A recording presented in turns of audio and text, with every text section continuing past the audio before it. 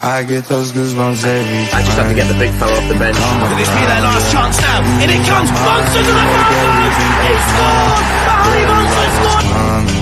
I'm way too numb, yeah. It's way too numb, yeah. I get those goosebumps every time. I need that line to throw that to the side, I get those goosebumps every time, yeah. When you're not around, when you throw that to the side, I get those goosebumps every time, yeah. 713 through the 281, yeah, I'm riding. Why they on me outside? I'm slipping low key and hiding. Spider rider. I get those goosebumps every time you come around, yeah. You ease my mind, you make everything feel fine.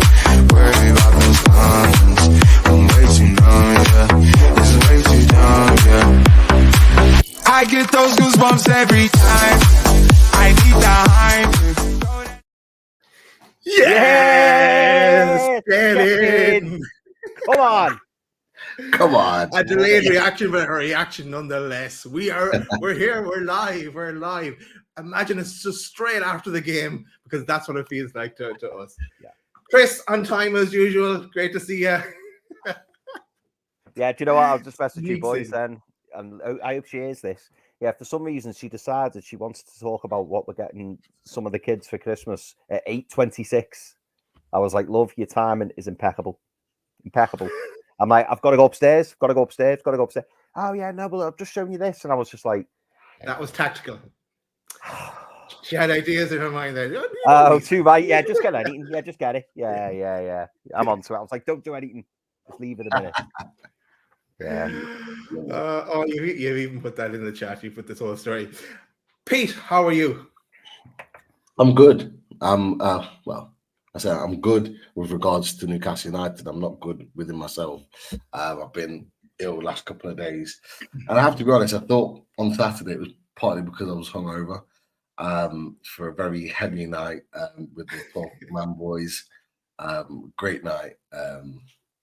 Long hours, but no, it's not, because the whole family's got it. We've got a bug, and we've been struggling for the last 2 days, really. But I literally just was slumped on the chair, kind of like half a hand in the air when we scored. Kind of that. That's about me. I'm off the sofa, like going absolutely mad. I'm kind of on the sofa, like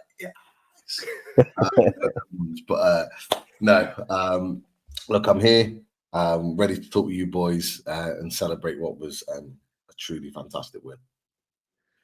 Nice one, Pete. Nice one. Great to have you with us, of course. And Chris, apart from, you're on mute, by the way, but apart from the mind games that Lisa's playing with you, how are you? I'm good, mate. I'm good. Yeah. Similar to Pete, not the illness, I mean, but similar to Pete in that, you know, I was sitting there watching the game, and I'm just thinking, please, just you know what, it would have been the biggest injustice if we never got 3 points that game, because I thought we were absolutely fantastic, and I know we're going to get into it, Daz, but yeah, I'm really, really pleased. And today, I must say, like, it's been a fantastic day of football today, and I mean, look at all the goals that were scored today, loads and loads of goals, so enjoyable to watch, but it was nice knowing that we've got our 3 points tucked in our back pocket. That was all done. We did our job nice and early, so watching the others stress a little bit was quite nice, but yeah. No, mate, I'm other than that, mate. Yeah, I'm all good. Nice one. And it could have even been better if some of those other results went even more of our way. But we'll take what we got today. We'll take what we got. How are you, Daz? You all right, mate? I'm grand, yeah. Not too bad. Yesterday, I got my jobs done early, as I was saying to you. Then I sat down and got and watched a few of the games. And then today, I was just myself, my little boy, and we watched a few of the match back again, and going through some of the games that were on TV as well today, and bits and bobs. Bit of FIFA thrown in there as well, of course. Yeah, let's get into this. First up is the team news. And I can't even remember who's on the team now. Yes, here we go. It was the same. It was unchanged. It was a change apart from the bench, as that they took on PSG. They go again one more time. Any surprises there, lads? I suppose the big talk was, would we see a surprise on the bench, that someone that might get off the injury table and get back on the bench, but we didn't see any change. But any thoughts there? Pete, we'll go to you first. No, pretty straightforward, if I'm honest. I had a few in the Joys Down South chat like half panicked for a second, saying, "Which birth is that? Is that Alex? Is that Jacob?" It was like, "Nah, it's Alex." But no, that was probably as excited as it got. I said to you boys before, I was kind of hoping of a little bit of a surprise, like a Barnes or a Longstaff in the squad. But when it came up, was I surprised? Not really. But I was confident. I was confident those boys could do a job. Nice one. Chris, any thoughts you on the team, or even the Man United team that was turned out on the day? Any thoughts on either team that took to the field? I'll be honest, I was more intrigued at the Man United team. So I think Luke Shaw was playing centre back with Maguire. And then they had Dallo and saying that, hang on, am I getting confused? It was no, they made the sub, didn't they? No, but either way, anyway, when I looked at the Man United team, it was kind of underwhelming, like I'd hoped and expected it would be. Obviously we'd spoken to Saeed on the away days, and we kind of knew what to expect. And Saeed's team wasn't too far off. Actually, he did say he wanted to start Martial. And Martial ended up playing. But yeah, the Man United team looked weak, and we'd spoken about this pre-match. But our team does, similar to what you boys thought. So it was exactly the same as last time round. And in fairness, there's not many other options, is there? I always now, it's funny, when the lineups come up, I automatically, which I didn't used to, I automatically look at the bench down first, and I'm like, "Ooh, who's on the bench?" And obviously, the bench is very similar to what it was last time we played. So yeah. I felt confident, put it that way, because I knew that we'd be more than a match for them. Nice one. Actually, a reminder as well to people: smash that like button. We want to get at least 400 likes. I'm going to say for this one. We're after beating Man United, and I think we've beaten them 3 times now in a row, and scored 6 goals in the last 3 games against them. We saw on Twitter. So yes. Smash that like button. Right, let's get into the game. Kicked off. Good early passing from Newcastle on the 9th minute. Elliott kicked the ball at his own arm. In the Champions League, that would have been a penalty to us, but not in the Premier League. Yes, if it was against us, it might have been a penalty. When it's for us, no chance. But anyway, we move on from that. 10 minutes. Pope save from Garnacho. 16 minutes, Miggy shot saved by Onana. 19th minute, Isak shot deflected wide by Harry Maguire for a corner. Some nice early, some chances there for Newcastle in the early stages. Newcastle definitely the better in the first 30 minutes, but they're not taking the half chances that popped up. 34 minutes, Miggy shot wide over the bar. Then 38 minutes, Tripp's free kick, excellent free kick. So unlucky that it did like a smidgen more, and that was gone in. And of course, when it came down off the bar, it went the other side of the line, not the side we wanted, but off the crossbar. But yeah, the press from Newcastle, the determination, desire, just not taking their chances. But that took us to half time. And Pete, what did you make of the first half as you're lying on the couch at this stage? Yeah, sprawled out on the sofa. Just absolute domination, Daz. I've got to say, I was hugely impressed by the team. We're talking about a team that's pretty much been the same 11 for the last week against Chelsea, away in Paris, and then again at Man United. And you would think in the third game of it all, they'd be the most tired, but actually they looked the most energetic of the 3 games that I'd seen them play. And they just dominated. It was easy. And they, this is a huge kind of thumbs up to Newcastle and a huge respect to the boys, is that they looked like they were doing it in second gear. The passing, the movement, the passages of play, the little triangles they were organising. Man United couldn't live with it. They could not live with it. And honestly, I was annoyed that we weren't 2 or 3-0 up walking in at halftime, because I thought, we deserved that. That performance deserved that. Everyone in the media was saying the same. We deserved to be 3-0 up. Some of the best football I've seen Newcastle United play, and it didn't result in a goal, which was the only downside to that half. Everything else was near perfect. Cool. Chris, I know you're busy in the chat there. We're having a little mini conversation. Perhaps something we should talk about before. But what are your thoughts on the first half, Chris? Yeah, I agree with Pete. Like, we looked as fit as we've ever done. Like, I was surprised at how intense we were. I did have not question marks, but I did kind of have in the back of my mind, you know, that PSG game will have took a lot out of the players. And I'm sure Eddie Howe was asked post match, was that in his mind? And he was like, no, but it's got to be in your mind, not just physically, but also mentally. I knew that the players would kind of bounce off that, or I hoped that the players would bounce off that, and they certainly did. But yeah, first off, I thought we were, we dominated. I thought that, we deserved to go in at half time, at least 2, if not 3, 4. I know some people were saying, possibly 3 or 4 when I was reading it, online, and obviously in our chat as well. There was a couple of half chances in there, some really good chances in there. But yeah, my biggest worry at that point, as at half time, was, is this going to be one of those games where we dominate, we don't take our chances, and they catch us on the break? That was my biggest concern. But obviously it didn't turn out like that. But yeah, that's what I was thinking at half time. But I was immensely proud of the lads, and I thought that we played really, really well, and we were good value. Really, we were good value for a 2, possibly 3-0 lead at half time. But as it turns out, we didn't quite do it at that point.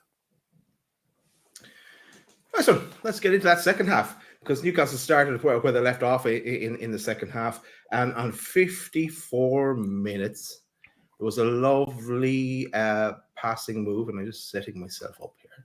Take no notice of that. So a lovely passing move between Bruno to Trips. Trips with the ball in. Gordon break and run. Saw Wan-Bissaka took his eye off him for that split second, and that man, Flash, savior of the universe. Flash, he'll save every one of us. Good. One is enough. Right, yeah. So Flash, he put the ball in the back of the net. What did you make of that goal? Pete, we'll get your reaction to the goal. It was a brilliant play. Imagine the away ends screaming that and chanting that for Gordon. That'd be interesting, for sure. But look, it was a great goal. It was a fantastic piece of play. And at that point in the game, we were relentless. We were desperate for that goal. I think there'd been 1 or 2 sort of waves of play that had broken down, and we regained the ball, and we went again, The pressing high up was so good. I believed when the ball comes out, it's Trippier that gets there before the Man United player, would nicks the ball, then gets to play inside. It falls to Bruno. Bruno cuts it and plays that ball across. And we just carved Man United open. It was just lovely football that they just could not deal with whatsoever. And this is the type of goal you want your wingers to score. Making those runs deep, making those runs from deep. So where he was, probably in line with the penalty spot a little bit further out, but he just checks his run and moves. Actually, when the ball gets played to Trippier, Wan-Bissaka's ahead of him, and it's just that movement across him. He just can't live with it. Wan-Bissaka's a good defensive fullback. Couldn't live with him yesterday. Could not live with him at all. It's a great one in. And when you make the right runs and you make the right movements, you get your tap-ins and you get your goals. And it was a tap-in, but it was a well-deserved one. Lovely football. And I'm not going to lie, there was a huge sigh of relief when that ball went into the back of the net. And honestly, at that point, I kind of knew we'd won the game. I thought if we score first, there is no way that Man United were getting back in this, because Man United gave me no reason to think that they would make or create any type of decent chance after we scored. And I actually thought it would go the other way that we expected, maybe a score another 1 or 2, but a superb goal, created football. And I say it again, we carved Man United open with absolute ease. Well, Pete, when you say you're not going to lie, I believe it. Every time you say it.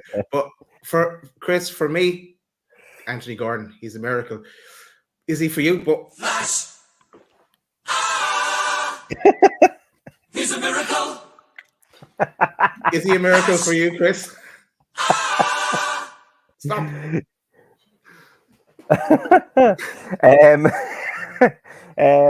Yeah, he is a miracle. He is a miracle. And do you know what? I talk very fondly of Anthony Gordon anyway, as you know. I was one of the people when we first signed him, where I was a bit like, oh, I don't know, not wholly convinced. He came from Everton. I've seen a lot of him at Everton. Yes, there was flashes. There was flashes of greatness. Not flashes of Gordon, flashes of greatness. But I was concerned because of, not necessarily his mentality, but whether or not he would kind of get on board with the Eddie Howe philosophy. And he's just proven me and anyone else who doubted him completely wrong. Like he's just everywhere. He's absolutely everywhere, and he epitomizes what this Eddie Howe team is all about. He's really settled down. He started to add serious numbers now to his game. I was winding all my blue mates up straight after the game, and they were saying, "Oh, he's just a Scouser Wobie and all that," because obviously they sold the Wobie, didn't they, to Fulham, and it's just like, and he's like, the numbers are similar. The numbers are similar. So I then got up his numbers at Newcastle, and I was like, well, these don't look similar, and he didn't like that, but yeah, Gordon's been incredible, and the start that he's made this season is just brilliant. How he's not in that England squad, honest to God, I'll never know. But yeah, when that first goal went in, Daz, I can't lie, bit similar to Pete. I did think I thought we were going to make it 2 or 3. Then I thought we'd really kick on, but I did kind of feel like the game was won. And I don't know if you boys saw it in the post match. Ali McCoist, they slowed down the goal, and Ali McCoist was talking through it, and he was saying like it's very underrated, the movement he's made. He's made that movement. Wan-Bissaka's looking to his right, sees Gordon, then he looks kind of straight on, and then looks to his left, and Gordon's gone. He's gone, and then that run into the box, that was a proper striker's goal. But yeah, delighted for him, kissing the badge, brilliant, absolutely brilliant. Couldn't ask for any more. Yeah, no, the analysis was good in BT. And then a match of the day, Shearer was highlighting that like the Man United players were not tracking back, but that's their job. We don't care about that. We bomb on and we do what we do and do it well. But yeah, then moving on, 57 minutes, Shearer had a shot over the bar. Newcastle still fighting for everything, like they should be. The game 1-0 up. There's everything still to play for. 77 minutes. Miley, the shot blocked by Wan-Bissaka. It was a good block actually by Wan-Bissaka. Did kind of touch an arm, but it was kind of coming out so fast you couldn't really call for a penalty there, or could you? Anyone looking for a penalty in that one? No. We move on. 82 minutes. Then the injury to Popey. Popey landed on his arm, and it looks like a dislocated shoulder. We don't know how long he's going to be out for. Don't know if he's going to need an operation or not yet. I know Eddie was talking about it after the game. We'll maybe talk a bit more about that ourselves. But then the 88 minute, Dubravka comes on for Popey. The only sub we made in the game. The only sub we made in 2 games, actually, the last 2 games. 88 minutes. Goal disallowed. Anthony had a shot. Harry Maguire got in the way, and he was in an offside position and got the ball came off him, so the goal was rightly disallowed by VAR. Thanks, VAR. And 83 minutes, Isaac had a run and was brought down, but that took us to full time. 1-0. We'll take that. We should have scored an awful lot more. Get out of the jail card for Man United with only conceding 1. But Pete, your thoughts on the overall game and result? I think that's probably one of the best games I've seen Newcastle United play under Eddie Howe. Yes, the result doesn't reflect it, but the way that we played is the way I think we need to get used to Newcastle United to play moving forward. Yesterday was about the intensity in the press, all that stuff was there. But what Eddie Howe, and I think I said this in the summer, what Eddie Howe is trying to evolve this team every year to play differently. Now, last year and in the season that Eddie Howe kept us in the Premier League, it was about running off the ball, intense, pressing high and nicking something, with the opposition mostly having possession. But what he's been able to do this season is make us a team that is dominating games with the ball. And this is what we're doing. It was very, very similar to what we did to Crystal Palace as well at St. James's Park. And we are dominating teams with the ball, and they can't live with us. But to do it to a Man United team that was, ahead of us going into the game last night, and to do it as well as we did and dismantle that team that is full of supposed superstars that were spent hundreds of millions on, was absolute. Such an enjoyable game to watch from that perspective. Eddie Howe is clearly the better manager. He's a tactician. He is somebody that can evolve his game depending on the team that he plays against, and he is proving why he is one of the best managers in the Premier League right now. I'm sure we're going to talk about individual performances, but that domination with the ball and that continual press and literally not giving Man United a chance to breathe. And I'll say it again, with the same team that have been playing 90 minutes for the last 3 games in a week, and to still do that after the 3rd game is unbelievable. It shouldn't be underrated or underestimated how good that performance was. It was one of the best. And as I said, we need to get used to that, because that is the type of team that Eddie Howe is trying to build. A possession-based attacking team. You look at what the likes of Man City do when they're on the ball and they dominate you with possession and they literally grind you into the ground. That's what we did to Man United last night, and that's why it was so good to see. Grinding them into the ground. Love it. Love it. Finally, we can grind them into the ground. But Chris, your thoughts on that result? It's on mute. Oh, God. Sorry.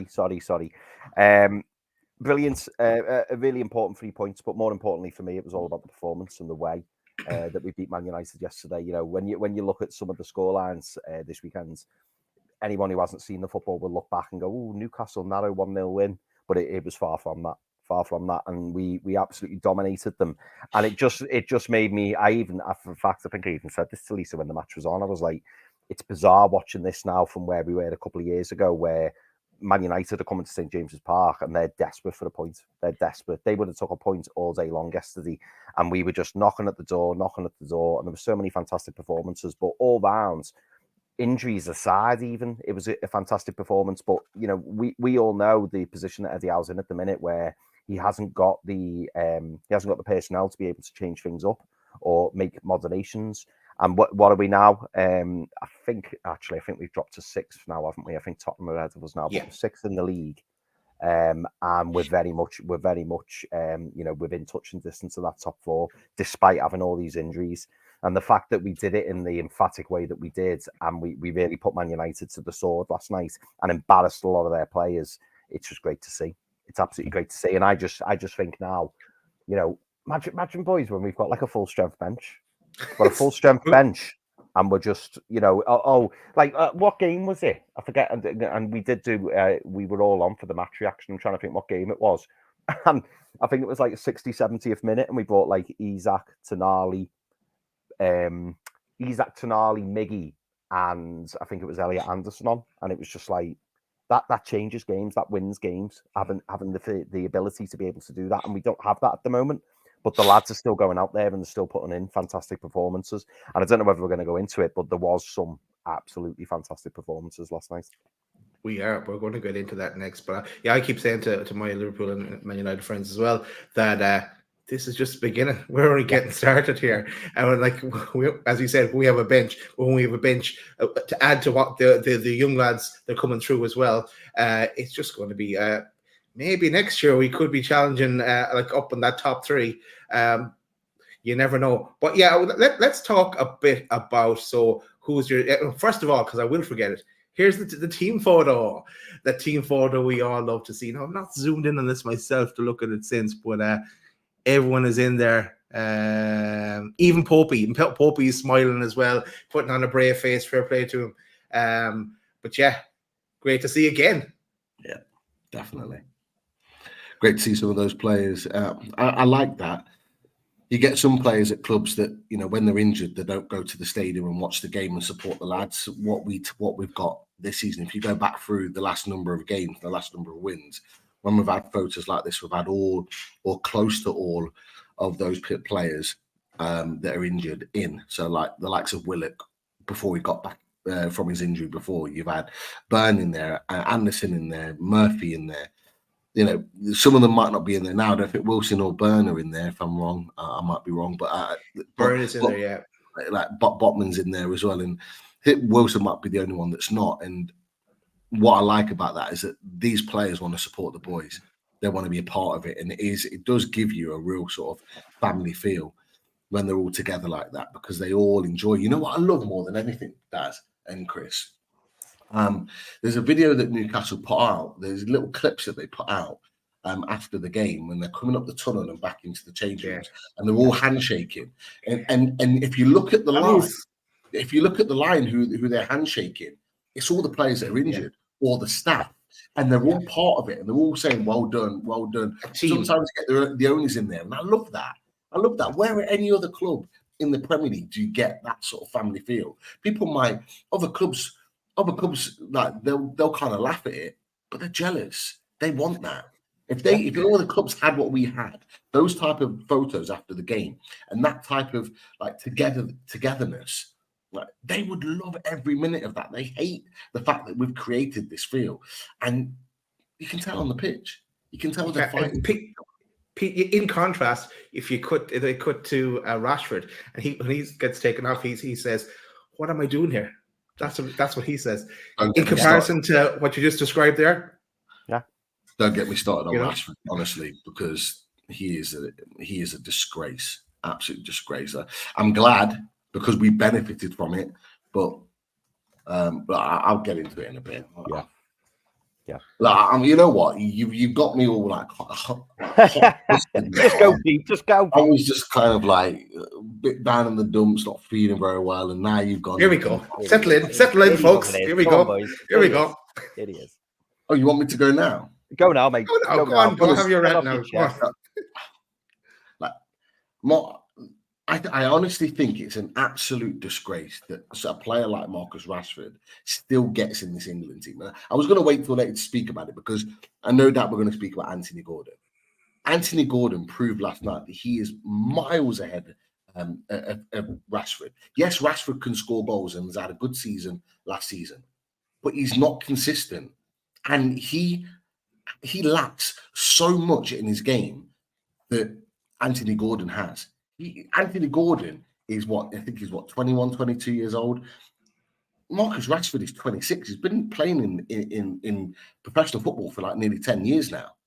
That lack of work rate, he is one of the laziest players I've ever watched. And he's just signed a new contract for £300,000 a week. You would expect him to be the life and soul of Man United, and he's not. And it makes me laugh that you've got people in the media that still protect him. They still protect him and they still let him get away with it time and time again. And you know why it pisses me off? It pisses me off because Anthony Gordon doesn't get half the praise that someone like Rashford. If Rashford scores in midweek, right, everything's forgotten. And it's Marcus Rashford's this great player and he's going to be doing this, that, and the other. How hard has Anthony Gordon had to work to get to where he's at right now? He had to leave a club that didn't give two craps about him, that didn't care about him whatsoever, even though he came through and was a product of their academy. And then it took us to pay the money to rejuvenate his career. And he's playing the best football of his career right now. I love the fact, Chris, that your mates are absolutely seething at the fact that Anthony Gordon's been successful. And you know what? I will love it even more when he gets his England call-up, because he's getting his England call-up. There is no doubt about it. There is no way that Southgate can deny Anthony Gordon his England call-up. And it might, part of me kind of wants him to stay at Newcastle because he's got all these injuries in you. You kind of want to wrap him up in cotton wool so he's with us. But going to play international football will elevate his game so much, playing with the top players. You imagine him kicking ball in training and in matches with Jude Bellingham, with Harry Kane, with Kieran Trippier at international level. That can only be a good thing for Newcastle. And he deserves that. And there's still a stigma attached to Newcastle United. I don't know what you guys think. I don't know what people in the chat think, but I still think there's a stigma attached to Newcastle United. It hasn't quite disappeared yet. Because I tell you what, when you look at what Anthony Gordon did in comparison to Cole Palmer, when they came to St. James's Park, Cole Palmer got absolutely pocketed in that game. And he's done nothing since. Now, Anthony Gordon is still being consistent, putting top performances in. He's got 9 goal contributions this season. We've only just hit December. What is he genuinely going to be on by the end of the season if he continues this? You're looking at 10 goals, 10 assists at least, which is a fantastic turnaround. 20 goal contributions in a season. I just think it's an absolute disgrace that someone like Marcus Rashford gets the time invested in him when he is not putting it in. And we've got a player like Anthony Gordon that absolutely destroyed one of the best right fullbacks in the Premier League, in Wan-Bissaka. Yes, he can't get forward, can't cross the ball to save his life, but he can defend. And not many players do what Anthony Gordon did to Wan-Bissaka last night. And he doesn't get his flowers enough, how good of a player he is and how much he's developed so far. Brilliant, absolutely brilliant. So there's my Rashford shite and Gordon's class rant. Well, you know what, Pete? That deserves another bit of a tune. He's for every one of us. Stand for every one of us. He's saving the body and every man, every flash. He loves it. Loves it. No more tunes. No more tunes. Every time he scores, you got to have to play this. He keeps scoring that after. You're going to expect it. Right. But now I want to ask you guys the question. Sky gave him a man of the match. Who was your man of the match? Because I've seen a lot of people fighting over who should be man of the match because there's so many contenders. Chris, I'm going to go to you first. Who was your man of the match? I mean, I thought Flash was brilliant, and I wouldn't disagree with him getting man of the match. But for me personally, my man of the match was Tino Livramento. I'm running out of superlatives for him. I really am. Like, he is just something else. And let's not forget, lads, this is a young 21-year-old who's made a handful of first-team appearances for Newcastle. He's playing in the wrong position, and he's embarrassing the opposition. He's embarrassing them. Like Marcus Rashford, who Pete's just been talking about then, like, he couldn't keep up with him.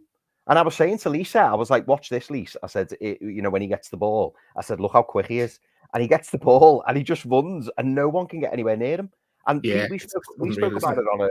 Yeah, no, it is. And Pete, we spoke about him on away days, didn't we? Saying that the last few weeks, particularly, it's been interesting because we've been talking a lot about the wing back battle, and we were saying that if Wan-Bissaka's starting, Gordon will need a hand from Livramento, and he's getting that hand now. We're seeing now, as much as we love Dan Burn, Dan Burn's been brilliant. This is not any criticism whatsoever of Dan Burn.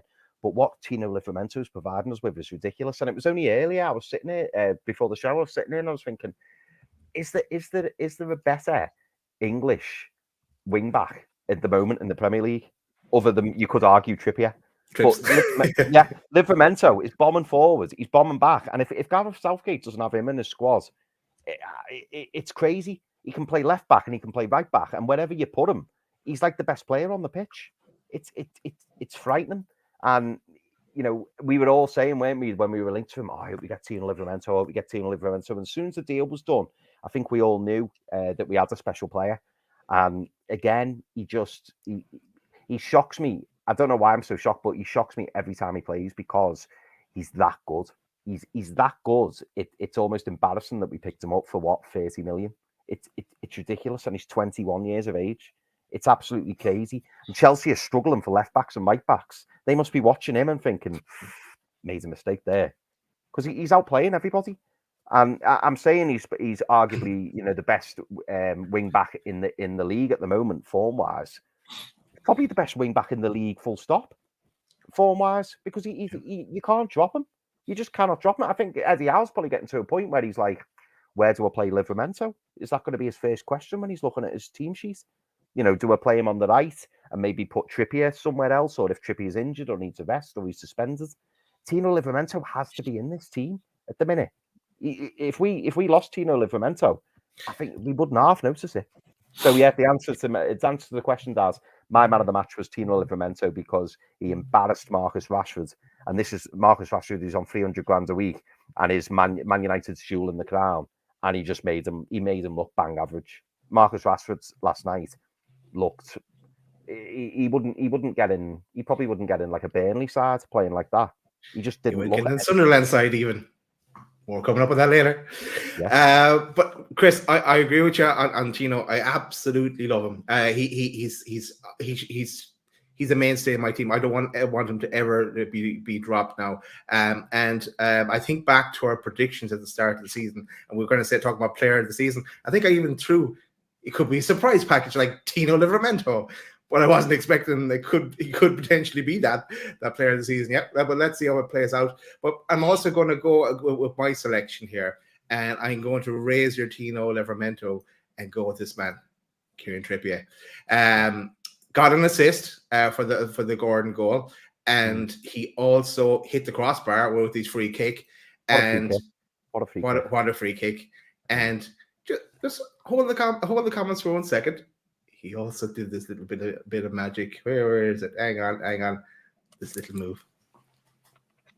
Oh yeah, I love that. A little nutmeg. I'm going at you. Love it. But yeah, no, I'm going to give it to Trips. Leading by example again. But honorable mention to Bruno. I thought Bruno was class as well. Yeah. And yeah, he's the other one I give a 10 rating to. But Trips for me. And Daz, I mean, Pete, I hope I'm not stealing your thunder here, but how good was Lewis Miley again? Yeah, again. It's brilliant. Calm on the ball. He gets the ball, and I think I said this to you boys in the chat yesterday. He always makes the right decision. And he never does anything, and you go, Lewis, what are you doing? Don't do that. I've got to stop saying Lewis as well, because everyone calls him Louis, don't they? Even though it's spelled Lewis. I noticed that they all called him Louis as well. But he again, just excellent. Way beyond his years. A 17-year-old doing stuff like that. Brilliant. Anyway, sorry, Pete. Pete, let's go to you and your thoughts on man of the match. I'm gonna shout out a different player. I think that Livramento was man of the match, in my opinion. I thought he was outstanding. Opposite Rashford, as Chris said, and he should be the left back. He has to be the left back. He plays left back better than Trippier. And so while Trippier is fit, he needs to play left back. And I fully expect now that Dan Burn is on the bench fighting to get back in the team, because Livramento has everything. He has everything to be one of the best fullbacks in the Premier League. Chelsea talk about Reece James. For me, I think Tino Livramento is better because he's a better defender as well as a good attacker. He absolutely rinsed their side yesterday. And as confident as he becomes, he's going to get better. But I'm going to give a shout out for someone that I thought had his best performance in a black and white shirt, and it's Joe Linton. Joe Linton was integral for everything that we did. We talked about it with Saeed, and I mentioned on the show that I thought that it was going to be another midfield battle. We talked about the wings and where we could potentially win the game. But we talked about that battle of the midfield three: Miley, Bruno, Joe Linton against. I think we have McTominay, Fernandez, and I can't remember who else. It might have been what their midfield was, Kobe Manu, or you might have put someone else in. I can't remember who. Not what the actual. I was thinking about what Saeed said. Anyway, and we said the midfield battle, but Bruno was superb on the board. He just dictates the play. Miley was excellent. There's an argument that Miley plays the Longstaff role better than Longstaff, but we'll stick to that one. That's another question for another time, because he literally plays that Longstaff role like superbly well. We are not missing Longstaff at this moment in time because of that 17-year-old, and he's come in and he's handled himself so well. He gets around the pitch just as good as Longstaff. He's just as good as him on the ball, if not better. And defensively, he is superb. But Joe Linton is the dominator in that midfield. And it's these type of games where you need him to properly step up. He's had an underwhelming season for me, in my opinion. and he's been frustrating at times in games this season. And obviously playing with injuries early on in the season didn't help him at all. But he looks properly ready now to kick on. And there's something about him and Man United because he loves playing against them. Certainly since he's been under Eddie Howe. And the way he just dominates that midfield. I would love to know how many recoveries he made in that midfield. The amount of times he won the ball back. He's shielding of the ball. I actually think the one area of Joe Linton that is probably questionable is his ability on the ball. He's a big dominator, gets around the pitch. He's big and strong, physical, good in the air, but he's not great with the ball. He gives it away sometimes. I can't remember him giving the ball away once. I thought he was superb with the ball, made the right connections, kept the ball ticking over. And he really kind of battered Bruno Fernandes. He really battered Scott McTominay. I forgot. I'm not even going to lie. I forgot Scott McTominay was even playing. I genuinely forgot. That's how bad it was. Kobe Manu was just starstruck. How good this midfield, this Newcastle United midfield was. So Joe Linton gets his flowers from me today. I do think Tino was the man of the match, but Joe Linton, this is the standard for Joe Linton now. He has to do this every game. I expect him now to play like this on Thursday at Goodison Park. I expect him to do the same at the Tottenham Hotspur Stadium because it's the reasons why, when he plays like this, it's the reasons why he gets picked for Brazil. And I don't think he's shown it yet in the Brazil colours. And some people don't care. But as I say, from an international point of view, when you go and play with those top-level players, it does elevate your game. So although I want to kind of wrap up in cotton wool, I want him to go and become a better player by playing with those quality players. And that's the reason why I got picked for Brazil, because of putting in performances like that. But for me, that was his best one in the Newcastle shirt. He was superb. So fair play to him. I'm going to make one more. I want to put a foot in for someone else, for a man of the match contender, and it's this man. Shar had a great game as well. A few nice little runs as usual, but even the commentators mentioned as well. He had a good game. So he didn't quite get there, but yeah. So we've each gone with I know Pete, you said Livermento as well as Chris, but you wanted to give a shout out to for Joe Linton. Cool, yeah. Chris, I think there's a few things you wanted to say next. Yes. So first of all, I will go to a super chat, which has been received, and that's from Colin Nicol. Colin, I know Colin is a man of few words, but thank you very much, Colin. Much appreciated, mate, for the £10 donation. Really nice to you, mate. Thank you. But Colin, you've made a mistake this week, mate, because you've stayed quiet. But we did see a comment from you when we started. So Colin's actually said, so I'm going to hang this onto your super chat, Colin. I know you don't normally like saying anything on your super chats, but Colin asked a question. What? Yeah, no, he's not. Well, he's not asked a question, but he said many thanks to all for the get well wishes. It's a trapped nerve in my back after the goal celebration. Probably put me back 2 weeks, but well worth it. So, Colin, hope you're on the mend, mate. Hope you're feeling better soon. I've had the trapped nerve myself, and it's not nice. So, I currently have it. Oh, yeah, in your shoulder. Yeah. Neck, shoulder, travel down my head. I won't bore people with it. Oh, mate, it's bad. But yeah, so Colin, hope you're feeling better, mate. And again, thank you very much for the super chat. Much appreciated. And the Real PY, who's been a member for 4 months. So thank you very much, the Real PY. Very good of you, mate. We smashed the Manchester Reds away, the lads. We most certainly did. The other thing I wanted to mention before we get into any questions or anything is that our lovely mod Lisa Mole gave us a really nice gift. Lisa. She gave us a really nice gift to give away to all our members. So what we're going to do tonight is we're going to give away. First of all, I'll tell you what the gift is, and then what I will then do is ask you all a quiz question, and then whoever gets the answer right first and who is a member will receive the prize. So the prize is, just to run through it with you, on Tuesday evening in the stands in Newcastle, there is a live True Faith event. And there'll be the likes of Keith Downey, Craig Hope, Luke Edwards, and Mark Douglas there, along with obviously all of the regular True Faith members. So fantastic prize. But what I would say is anybody who applies to have a go at this competition, Obviously, we want to make sure that somebody attends so that the ticket doesn't go to waste. So, unless you're from far and wide and you can get to Newcastle for, I think it's 7:00. Yeah, 7:00 in the stand in Newcastle. I wouldn't suggest you apply unless you know someone you can give it to. So this is open to all members, and it's to people who are available on Tuesday, the 5th of December at 7:00 at the stand in Newcastle. So fantastic giveaway, and thank you very much to Lisa for it. It's really, really nice of you, Lisa. What I wanted to ask, and this is the question, and again, first answer who puts it in the chat will win. And the question is, Newcastle go to Championship neighbours and fierce rivals Sunderland in the Time Weird derby. The first Time Weird derby since 2016. So it's been a good 7 years since we last had a Time Weird derby, and this is in the FA Cup third round. But what I want to know is, how many FA Cups have Newcastle won in total in their history? So how many FA Cups have Newcastle United won in their history? And again, this is open to members of the channel, and the first answer will be the winner. So I'm just going to have a quick check. There's a few answers. Got a winner. Really? Got a winner. Roll.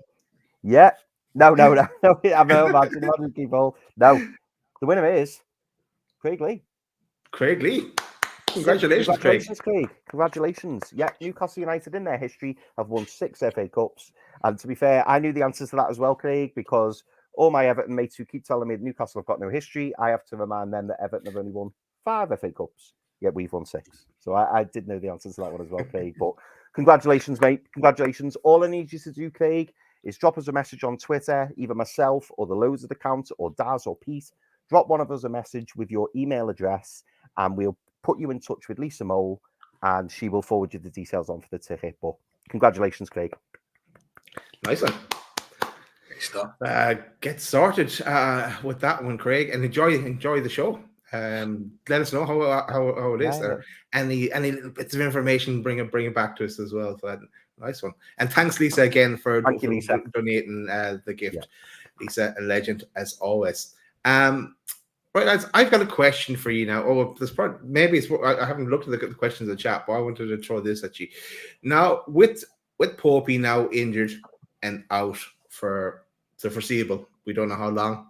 He may or may not need the operation. Do you think we up our stakes towards a keeper in January? And would you consider going? We talked about him with Sean Casey to this guy, Georgie Mashalvili, the guy from Georgia. Would he be an option for the guy from Valencia? I just checked that they're about 9th in the La Liga, so they're not having the greatest of seasons. But do we, in short, do we go in for a keeper in January? Go on, the floor. I think it goes on to a number of factors. For one, does Pope need surgery? If he needs surgery, he's going to be at the same time as Murphy, which is about 3 months. So probably not going to see him to the end of February. And that's a long time for your first choice goalkeeper to miss playing regular football. Ultimately, we've got Dubravka until January, so we've got him probably for the next 8 games. So regardless, we've got to get through that anyway. If there's an option to get a potential first choice goalkeeper in January, I think Newcastle will look at it. That's just my opinion. I think they'll look at it. I think they will scour the market and have a look and see who's available from who they want. And if there's a goalkeeper available, I think they might well invest. It's going to happen at some point. I actually thought initially it might not be for another season, but I think it will happen at some point. I'm just not sure yet. There's a lot of football to be played. Dubravka could come back with 6 clean sheets out of 8, and we're having a very, very different conversation here. And that's the important thing, is that for me right now, we just need to get behind Dubravka because he's our goalkeeper, and he is going to be the number 1. And so that's kind of my priority. But Mamardashvili, we've talked about him before, is a very, very good goalkeeper, 22. and I think you could probably get him for a reasonable price. But it's whether Valencia are going to be willing mid-season to let him go. Like you've said, Daz, they're not having the greatest of seasons. They're kind of run of the mill in terms of what they're doing. So it's not like they're fighting for the league or fighting for exactly. in there, and they kind of need him to stay. They could probably reinvest in someone, get someone in loan, and then go again in the summer. So for that goalkeeper in particular, that would make sense if you could get it done. But like I say, if Dubravka turns around and has some as 5 or 6 stormers, could be a different situation. So I'm not going to kind of go all and say, yeah, we're going to get goalkeeper. Yeah. I hope we do. But a lot can change between now and then. Nice one, Pete, and you managed to get through that without saying Hugo Lloris. I'm just glad. Don't start. But hold on, we need to do some context. Like, Football Manager, me and Daz were talking about players and the rest of it. On my season, top of the league, midway through the 2nd season, and I need a backup goalkeeper. And I'm looking, and I'm trying to save my money because I'm trying to sign Danny Almo from Leipzig, quality player, and I need all my money to go there. So I invest in a backup goalkeeper that I've got no intentions of playing. So therefore, I sign Hugo Lloris on a free and pay him something like 17 grand a week. I don't see an issue with that.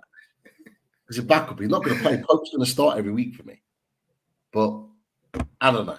Maybe I'm wrong. Yeah, it was just banter, Pete. Yeah, because we ended his career when he win that 5-1 victory. Yeah, it was. And Chris, I revived it. Yeah. He put him back in the fold. Put him back to life. Chris, are you going for a keeper in January? If you are, anyhow, I know of the factors, but yeah. I mean, the factors Pete's raised are absolutely spot on. I think you boys know my feelings on the number 1 position going forwards in the long term. For me, I do think we probably do need a higher caliber of keeper. It's not knocking Nick Pope, but I just don't think he's good enough to be a top 3, top 4 keeper. Like, for example, if we were to sell Nick Pope tomorrow, I don't think any of the top 4, top 5 clubs would be in for them as their number 1. It's not to say he's not a good goalie. It's not to say that he's not been doing as well. He has been playing well. I think sometimes you've just got to put sentiment aside and really look at it and be quite ruthless. And Eddie Howe's more than capable of doing that. Whether or not we decide to do that in January, I don't know. Will there be other positions Eddie wants to look at, like the right centre-back position, like the right wing position? He may want to look at those, maybe even another central midfielder, given that we know Sandro Tonali won't be kicking any footballs until next season. So that could be a factor. But I do think in the next 6 to 12 months that we could look to upgrades on Nick Pope. And I'd like to still keep him around the club, of course I would, because he's not a bad goalkeeper. Even if we bring someone in to compete with him, but I do think quickly, I mean, look at the Ramsdale and David Raya situation. When David Raya, I think when David Raya came in, everybody knew the reason David Raya came in was because Arteta didn't fancy Ramsdale, and that's just how it is. David Raya's now come in, and Arteta's kind of he said he's my number 1, and I think if we bring in a new goalkeeper of any kind of description who's kind of up there, like the Mamardashvili that Pete mentions, I think it will be a matter of time before Nick Pope is replaced. But whether we do it in January, I don't know. Could that be one of the loan options? Or, boys, totally spinning it, and Daz, obviously you give your opinion on this as well, mate. Could it be that we just go, do you know what? Let's just keep Dubravka, because again, I don't have that many issues with Dubravka. I think Dubravka's a really good number 2, and I'm confident. Even when he came on, I thought, I'm all right with Dubravka. Yeah. Like I can live with that. It could be that we just go, do you know what? Pope will be back February, March. Just stick with Dubravka, and I wouldn't have a problem with that. And maybe we'll go to the the goalkeeper market, so to speak, in the summer, and we go all out in the summer. I don't know, but it's certainly a possibility. I suppose when like another injury was gone, like our worst nightmare. But it's a position that we have a few backups in. They're lower quality than Pope, but Dubravka is a good keeper. The whole Man United thing that time was through a bit of a spanner in people's thoughts, let's say, about him. But no, and I see Eddie Howe's bigging him up straight away. Martin this, Martin that, because he's got to throw everything behind him now as well. And with Karius as well on the bench. But we'll move on. So from that topic, maybe we'll go to some questions then next, because I have a feeling the Sunderland topic is going to come up in those questions, even though I haven't looked at them. But who's on the questions? Just really quickly, I'm not sure if it's already been mentioned, but Craig Lee has passed the prize over to Delhi. And he's just said, with the weather getting home from Beamish, it's a bit of a drag. And Alan just said, thank you very much. So, Alan Thompson, you'll be going. And well done, mate. He's a great guy, Nice Alan. Yeah. So I know you'll enjoy that for sure. So, enjoy the evening, mate. Good stuff. Yeah. Brilliant. Well, Brilliant. They might have to get Alan up on stage to give a talk at that one. Alan is as well able to give his opinion on things. So, nice one. Enjoyed, Alan. And nice one, Craig, and nice one, Lisa, as well. So everyone's happy. Great. Yeah. Let's go to the questions. Fantastic. Mike Gint says, question, lads, how much is the starting 11 yesterday worth individually? And I'm not sure if he's referring to Man United. I think it was during the Man United conversation. So I'm just trying to think. How much was Onana? Was about 50 million, wasn't he? I'll get me calculated out, and then you can all guess at the ends. So we're saying Onana's about 50. I think he was. Yeah. And this is rough estimates, by the way, guys. Yeah. This is just like ballpark. Yeah. Luke Shaw was 30. Yeah. I'll help out here as well. There you go. Maguire, was he 85? 70. He was either 75 or 80. He must have been 80 then, because Van Dijk was 75. Yeah, he was more than Van Dijk, wasn't he? Yeah. Right. So we'll go 80, yeah. Dalot was, I think he was about 20, 23, something like that. Yeah. So it was around that figure. Should we say 20 and we'll give him the benefit of the doubt? But I think it was I agree. I think it was 22, 23, but we'll say 20. Yeah. We'll say 20. Wan-Bissaka, 50. 50. Yeah, Jesus. You obviously got Rashford.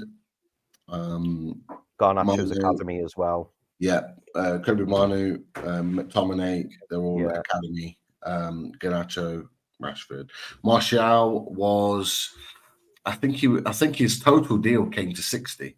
Yeah, I think they paid an initial 40 and it went to 60 in the end. Yeah, so we'll say 60 for Martial, and then I think the only one we haven't mentioned, Pete, is Bruno Fernandes. Bruno was 60. Yeah. Bruno Fernandes was 60 million, I think. Don't know if you can see that. 350 million. 350 million. A lot of money. A lot of money spent to assemble that team that was decimated. Crazy. It's more than the price of our club when new owners bought it. And just to give you an idea, Marcus Rashford gets 15 million a season on his current wages. Crazy. A lot of money. A lot of money. Crazy. Craig Lee's got a good question here. We're going to be the dark horses to challenge, I think he's meant to say we've got to be the dark horses to challenge. All the teams above us have interesting fixtures this month. Half our squad is still fresh. We'll go from strength to strength if we get bodies back. What are your thoughts on that? I'll tackle this from the bottom back. We will go from strength to strength. I agree. Half our squad is still fresh. I think half our squad is still injured. It's going to take a while to get them all back. And dark horses, I think we're going to get in the top 5, top 4 maybe. But I don't see us as dark horses to challenge this season. I think next season though, I think we can challenge that top 3. To tell you the truth, because we'll have a bigger squad. We can't be as unlucky as we have been with injuries next season. And hopefully we get into the Champions League and we can build on what we have, and with all the sponsorship money coming in as well, we will be bigger and better to be potential quality contenders. But this season, I don't think so, Craig. It's nice to dream that, especially when you see people, clubs dropping points, with Man City dropping points against Spurs and a few more. But Liverpool still claw back. They always do as well, don't they? Stay off that 4-3. But no, I'm not. I'm ruling us out as dark horses to challenge for the title this season. Go on, Chris. See, Craig's doing his best here to tease this out of me, and I kind of alluded to it. I alluded to it on away days and tried to stay away from it. I've got to say this without sounding the losers. I don't think we're out a title challenge. I don't think we're out of it. I genuinely think, because teams are slipping up. If you were to ask me, do I think we can win the league? I think we can. Do I think we will? No, I don't think we will. I agree with you, Daz, when you say it's too early.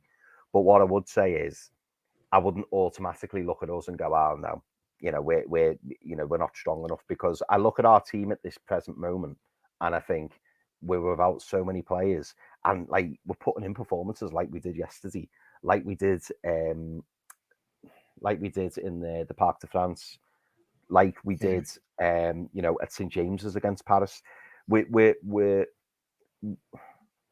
We're not going to get there, and I don't think we will win it, but I think we'll push them close. And I think Eddie will be saying to the players, "Listen, just get on with your job, do what you need to do, concentrate on the next game and see what happens." And I'm always a firm believer that if you aim incredibly high and then you fall just short, that's where you want to be.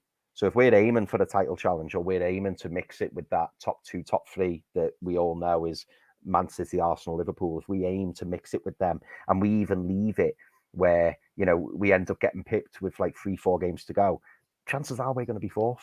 And I genuinely, I still look at that league now, and I think, Villa dropped points today. Daz, you already alluded to the fact Man City dropped points. Liverpool, again, sneaking it. But they've got big problems, Liverpool. Let's not forget, yes, they've got the 3 points today, but they've conceded 3 goals at home to Fulham. That's a problem. That's a problem.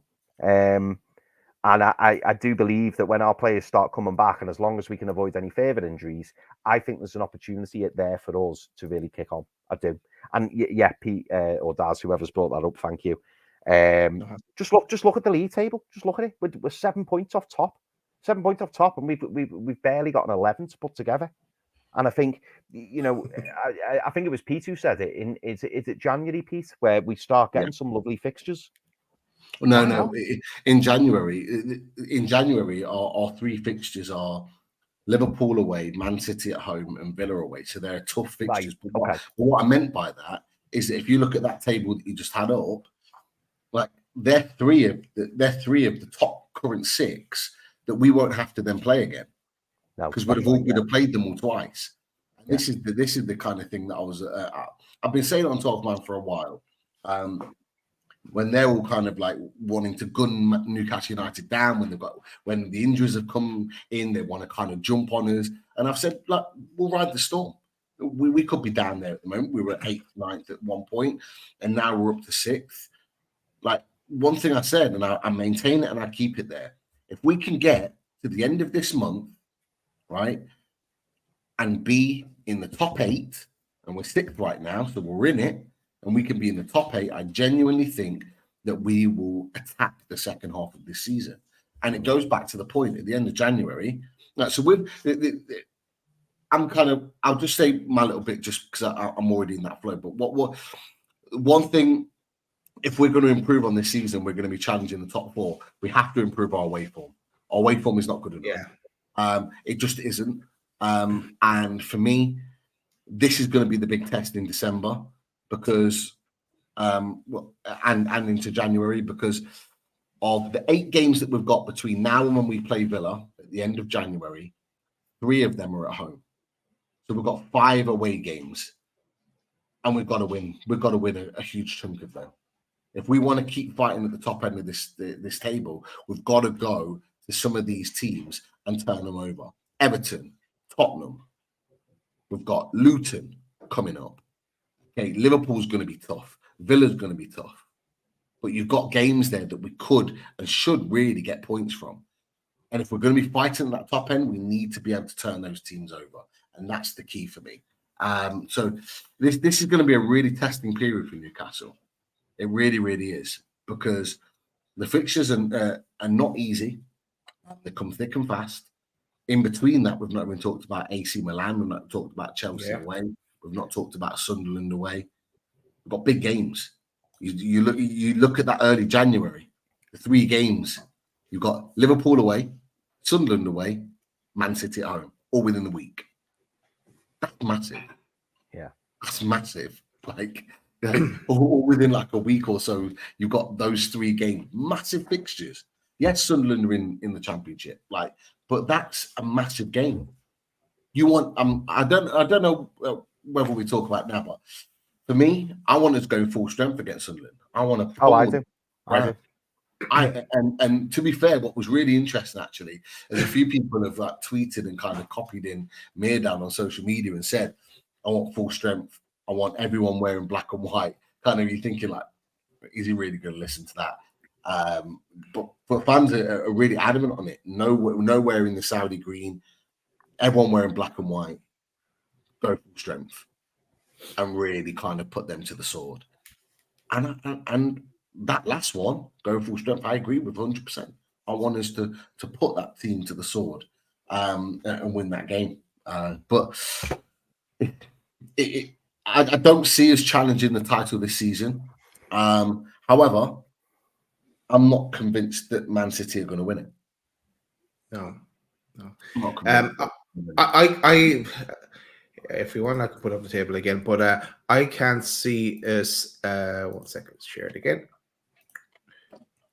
But what I would say, boys, we're not out of it, are we? As it stands, no, we're not out of it. 7 points? No. Nah. That's anybody. No. That's anybody's game. Yeah, it's anybody's game. 14 games in. I can, as you said, Pete. The matches in December and early January are going to be key to where can we compete towards the top 3. But I can see us finishing ahead of Spurs and finishing ahead of Villa, so that would put us in 4th spot. It's these 3 that are the more difficult to overtake along the way. So that's why I'm saying I'm kind of ruling us out for this season. But we're not a million miles away. With players back and to add to that as well in January.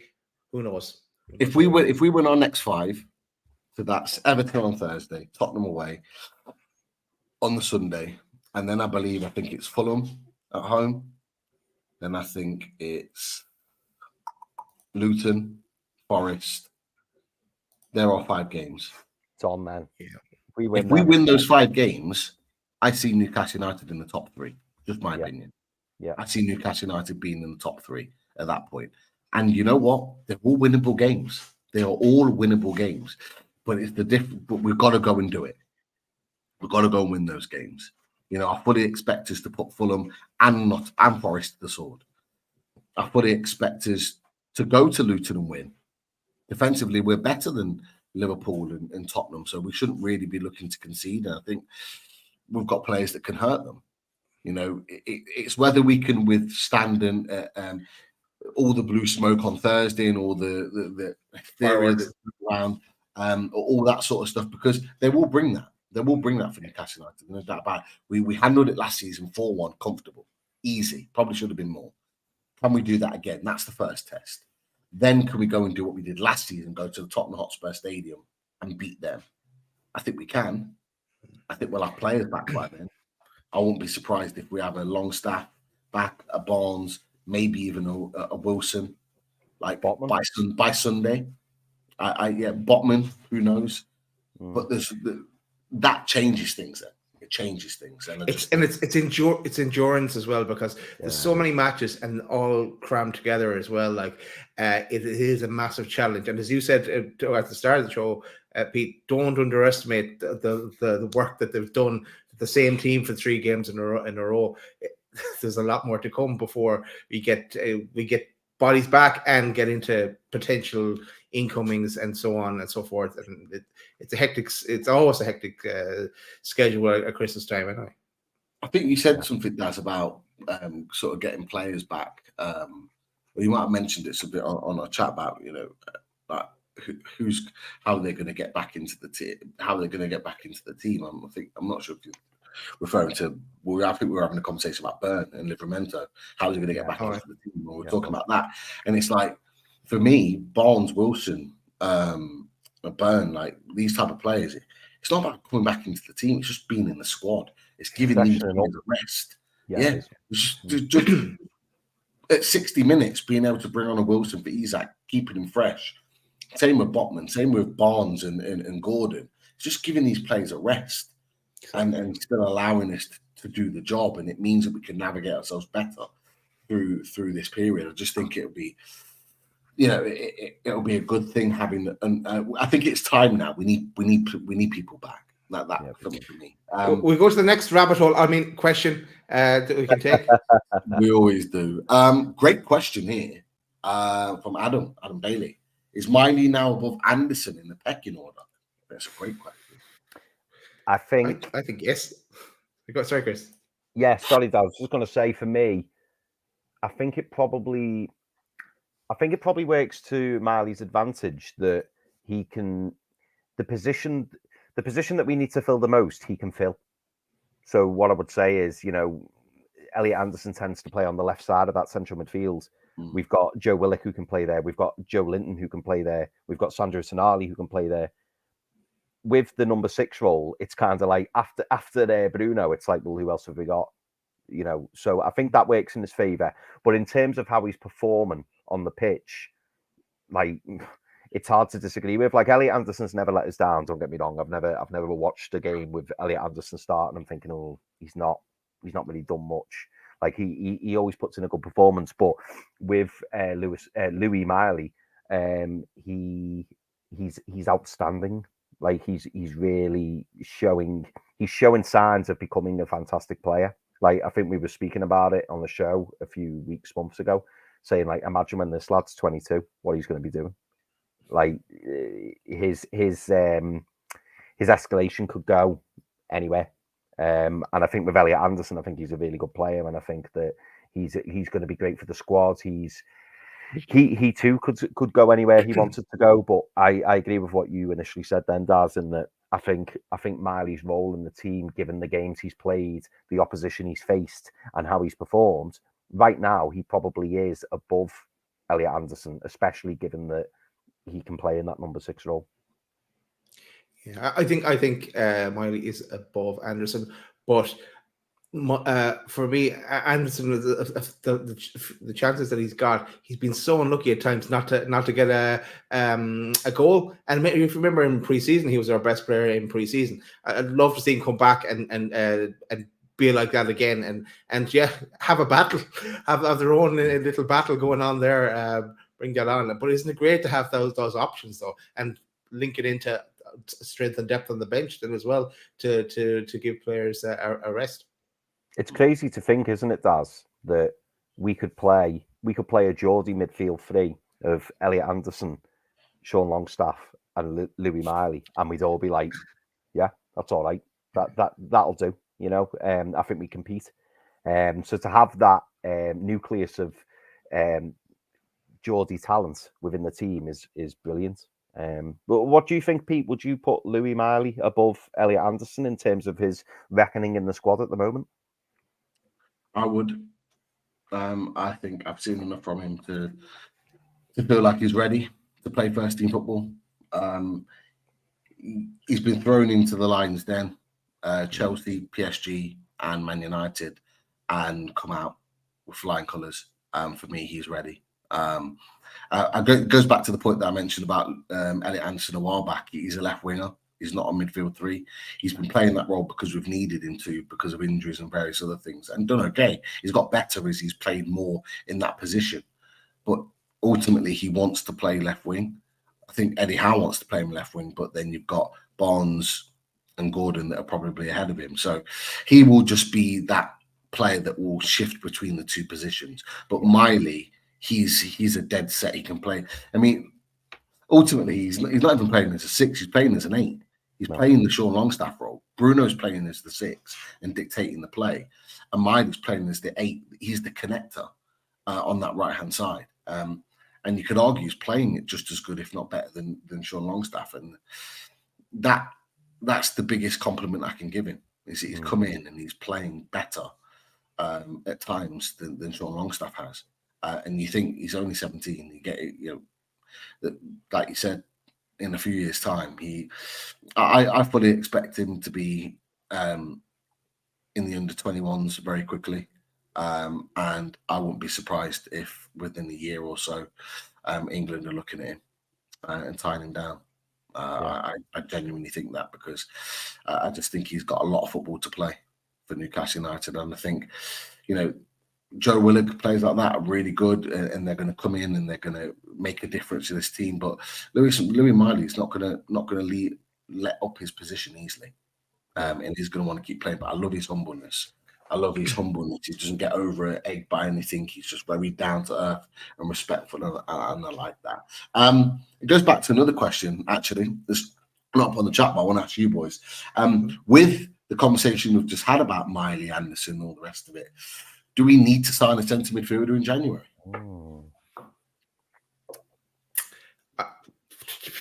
On loan from Saudi club, maybe. But I would like to see I'll stick to the 2 positions I mentioned when we started talking about transfer speed, and I said a right-sided centre half and a striker that can kind of maybe play a bit on the right wing as well, but is versatile, but someone that's is behind Isak in the pecking order, but ahead of Wilson, and have Wilson as third. So that they're the 2 positions I target. Now maybe the things alter a bit now if it's Pope is out for a long time, and maybe a keeper is more higher priority than all those positions. But I think we're probably going to be okay. But if the loan market opens up, why not?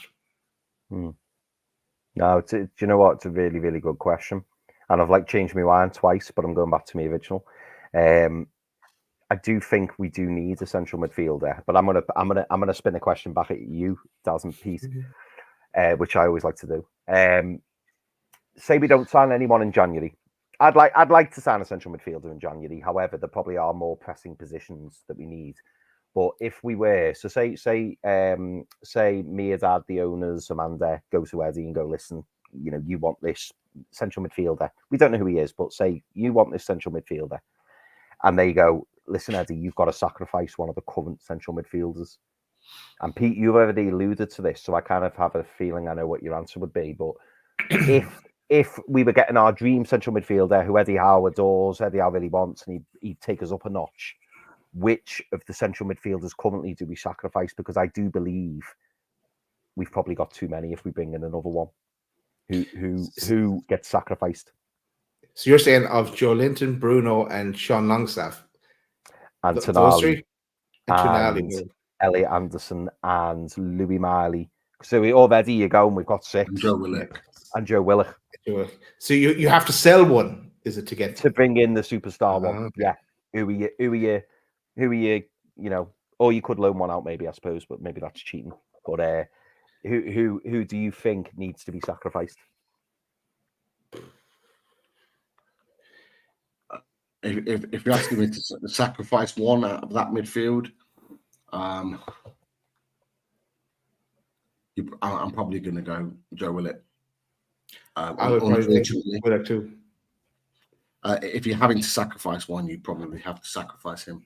But this goes back to the point we've just named 7 centre midfielders that we've got on the books already in 3 positions to take up. This is why I would. This is why I put the question to you, because I'm thinking in my back of my mind, I'm like, well, we're going to have to lose somebody in order to bring somebody in. We can't go into the second half of the season with 8 centre midfielders. We can't. Not unless one of them is long term. And to be fair, you kind of take out Tonali, so we're down to sort of 6 in that position. That's fine. So maybe he can add one to the end of the season. But does it become a priority to get that centre midfielder now as it maybe was a month or so ago? It probably isn't. And that's the key. I think there are other more pressing positions. I'd much rather an attacking player come in, if I'm honest with you. I think a right-sided attacker coming in that could maybe play up front, or a centre back, another centre back. So we had sort of 4 centre backs. Because I don't know about you guys, but I don't really want Burn to be a backup centre back. I just don't. I would much rather him be a backup left back than a centre back. And I'd rather just go out and get a centre back that knows how to play that position, that could potentially be a first choice. Would you rather then, Pete, that being the question, would you rather then, say, for example, we go, right, say what, we'll have Lewis Hall, and then we'll have Tino Livramento as an option as well, and then have Bain as the backup. And then would that mean that in the summer you'd free up Paul Dummett and Matty Targett? Would they be the 2 that you let go? Obviously, Dummett's contract's coming to an end, and Matt Targett, I mean, he's going to struggle to get in the team, isn't he? Yeah, Matt Targett will go in the summer. I'm convinced of it. I think he'll want to go as well. There was rumours he wanted to go last summer, but they're the type of players, unfortunately, that would probably be moving on. Richie as well, Dummett. They're the kind of players that will move on. A lot of squad players, Pete, and then you've got Manquillo and Kraft on the right hand side. Yeah. Chris, you know what? You know what? This sounds to me like squad game.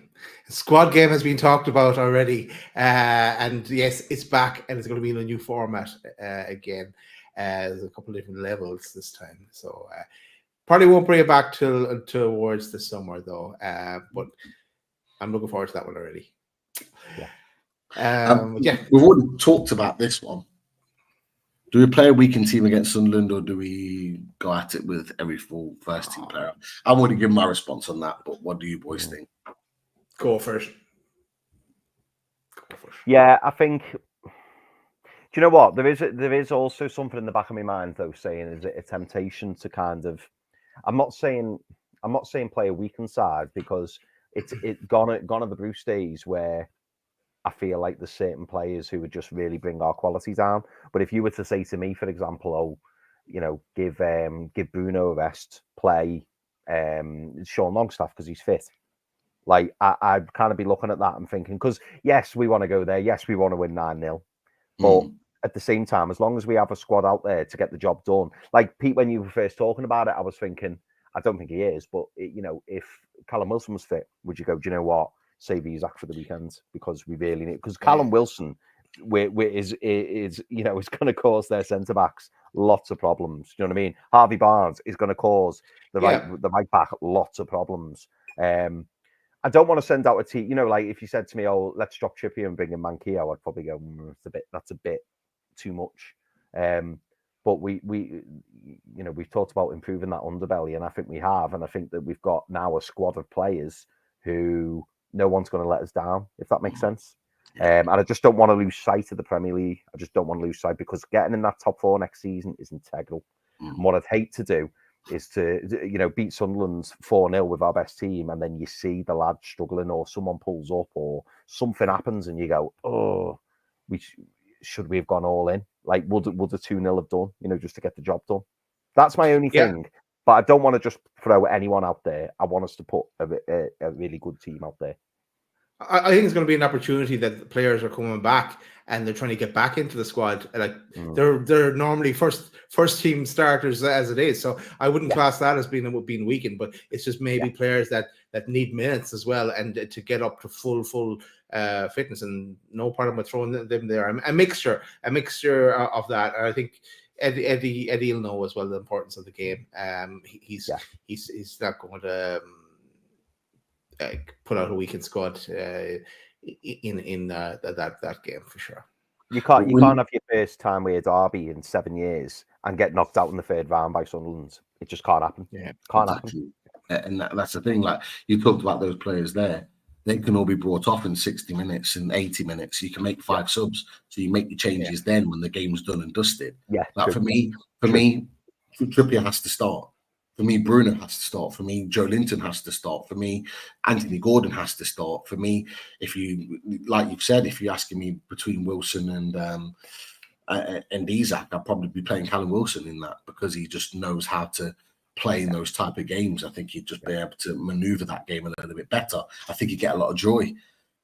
And they're the type of players that you want, because they've got the character about them. To be fair, with Wilson and Isak, I'm not really fussed. Like, I think Wilson maybe would understand it a little bit more at a push. But those other players that I mentioned, they have to play. They're going to be knocking on Eddie Howe's door going, I want to play in this game. Like, they are going to want to be one of the players to put Newcastle back on with a W after so many years of not getting the result against Sunderland. They're going to want to put that right, and they're going to want to be the first to put that right. There were so many players in the last number of years that have been and gone that would have wanted to play in a game like this. Like, you're not going to get any player that's going to turn around and say, yeah, I think they should play instead, or you're swapping the team around. Dan Burn's going to be fighting to get back fit. He's going to want to play in that game. Time Weird Derby, Dan Burn, he's going to want to play. And so, do you rest it, like you said, a Livramento and play a Dan Burn because he knows what it means to play? Because of what it means. Yeah, Longstaff, he's going to want to be chomping at the bit. Even the likes of Dummett is going to be wanting to be on the bench and get some minutes, because he's probably the last one that actually has played in a Time Weird Derby. I don't think Lascelles did. He might have still been at the club at the time, but he didn't play. But Dummett's the last one, I think, in this current squad that's played a Time Weird Derby, so he knows what it means. And so this is where it gets interesting. But yeah, even like a Matt Ritchie, Pete, and I know some people may raise their eyebrows at that, but Matt Ritchie knows the importance of this game. He knows the importance of this game. Whereas, is Miggy Almiron going to know the importance? Don't know. Matt Ritchie might be a stretch too far for me. Starting him, but just last 10 minutes, Go on, sorry, carry on. Give him a run out and give him his chance. A little bit like we did yesterday. Give Gordon a bit of a rest. People are worried about Gordon, by the way. He has got a bit of a hip injury where he came off, but I fully expect him to be fit for Goodison Potter Thursday. I'm not worried about that. He'll be fighting fit, ready for that one. But yeah, giving Richie a little bit of a run out, and Saeed was absolutely seething at the fact that the two players that came on, one was Richie and the other one was obviously a goalkeeper change that was forced, and that's all we had to offer, and we still dismantled him. He's in a bad way at the moment. Bless him, Saeed. Just a really quick one, David. Any word from Dan United? Unfortunately, he's in hospital at the moment. He's really not well. Get well soon, Dan. Give him best wishes to Dan United. So yeah, he's not. He was meant to come down on Friday for the drinks, but he's in hospital, so he's not been able to. He was kind of on the chat a little bit during the game, but he wasn't really watching it because obviously he's not well. He's just focusing on getting better. So yeah, I've not heard from him, but I tried to message Saeed and got nothing back. I'm sure if the result the other way around, he would have been on the blower like all day, every day. But yeah, he's gone surprisingly quiet. But I'm sure we'll catch up with him soon. So that was that one there. To already talking about allocation, 7,000, but police will likely ask for it to be reduced. Hope it's on TV.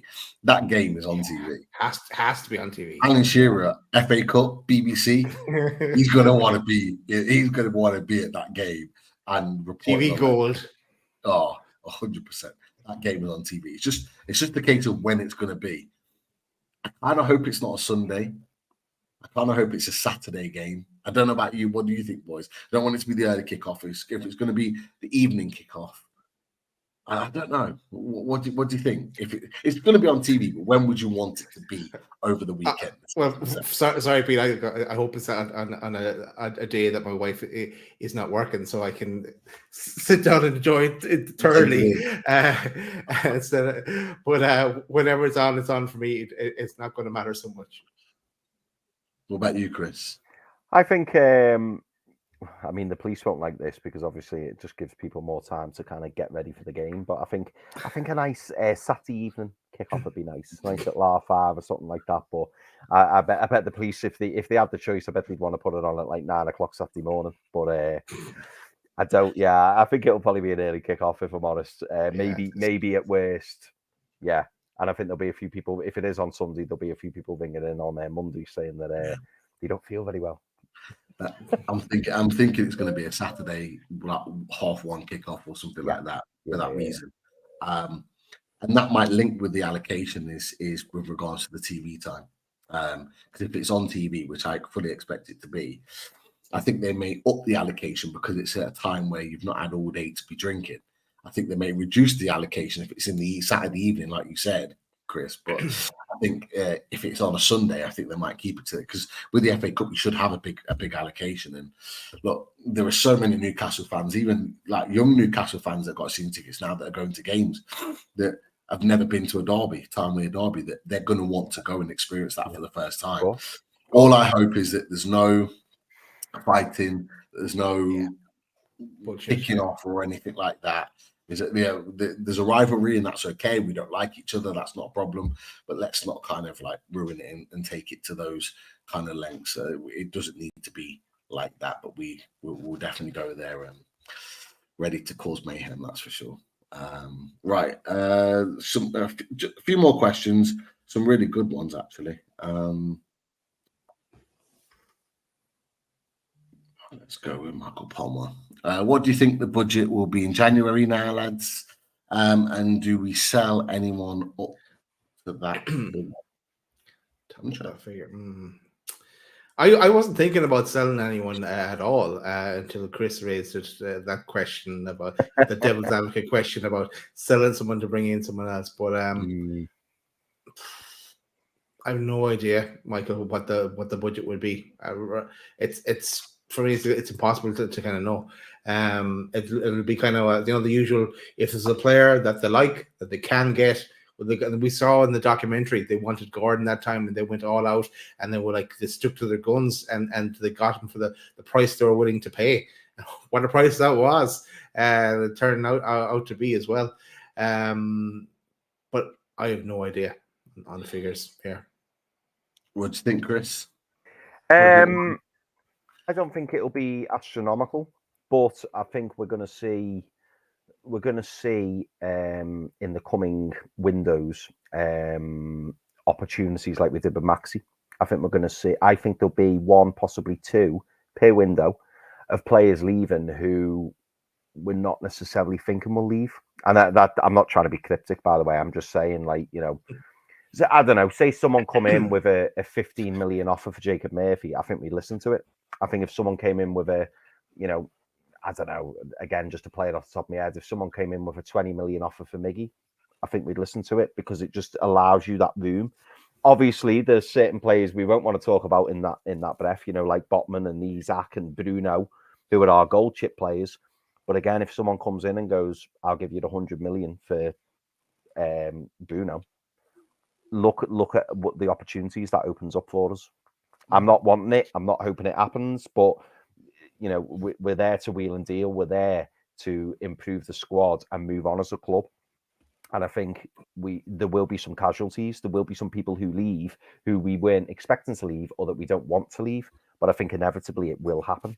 And again, looking at the bigger picture, if that opens other doors, other opportunities for us, I think that we'll take it.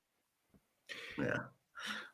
We were linked. There's rumours of going around of Saudi wanting Miggy and paying 30+ million for him to get him out. Mate, you've got to take that. You've got to take it. Yeah. Some people are saying they'd want more for him, 40 million, whatever. But with the run he had last season and what he brings to our team, there's an argument that you could potentially get that. He's 30. Look, for me, I wouldn't personally do it this season. I don't think we need to disrupt the team by selling someone like that right now. But in the summer, like we did with Maxi, why not look at it? And that's where you can go in the summer and go out and get a top level, ready to go, right-sided attacking forward. Pete, if say for example, say I'm one of the 4 Saudi clubs, I come to you and I go, 30 million Miggy, it's either now or we'll look elsewhere in the summer. Would you do it?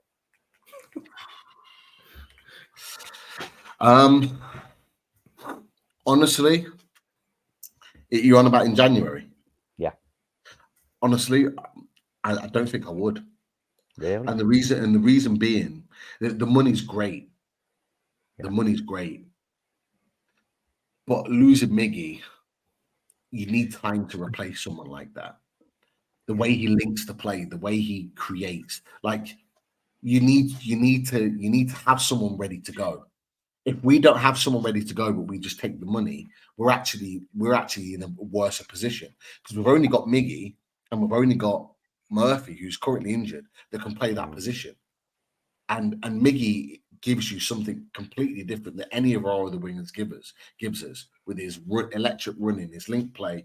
Yeah, he can be frustrating in front of goal, but he creates moments, and his linking with Trippier is so good. Like I just, if we had someone lined up, ready to go, top class. Oh, I'd want that. I'd want that.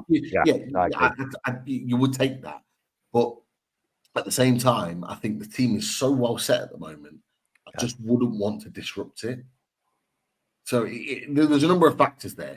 If there's a player ready to go that we want to sign, and the deal was done, a bit like Maxi and Barnes, like we knew Barnes was coming in, we just needed Maxi to go. You take that, and that's fine. Yeah. I'd probably be the same with Miggy. We'd have to have someone lined up, ready to go, in order to say, you know what, Miggy, thanks for your service. Off you go.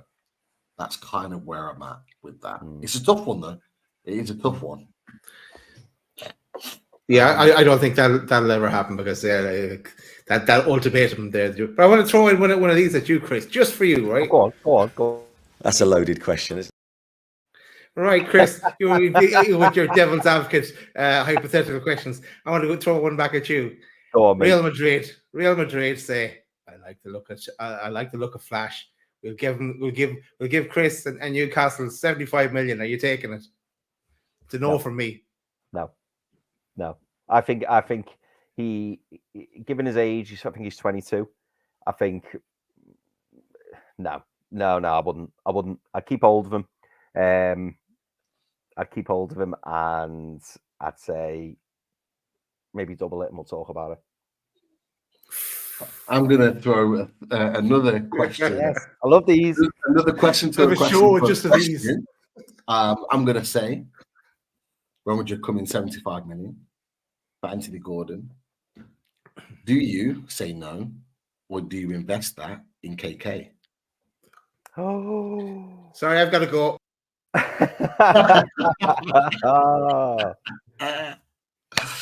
Because be under no illusions, boys. Be under no illusions, right? These hypothetical questions I'm asking, it would be on the base. I wouldn't say sell and then them go, right, who should we get?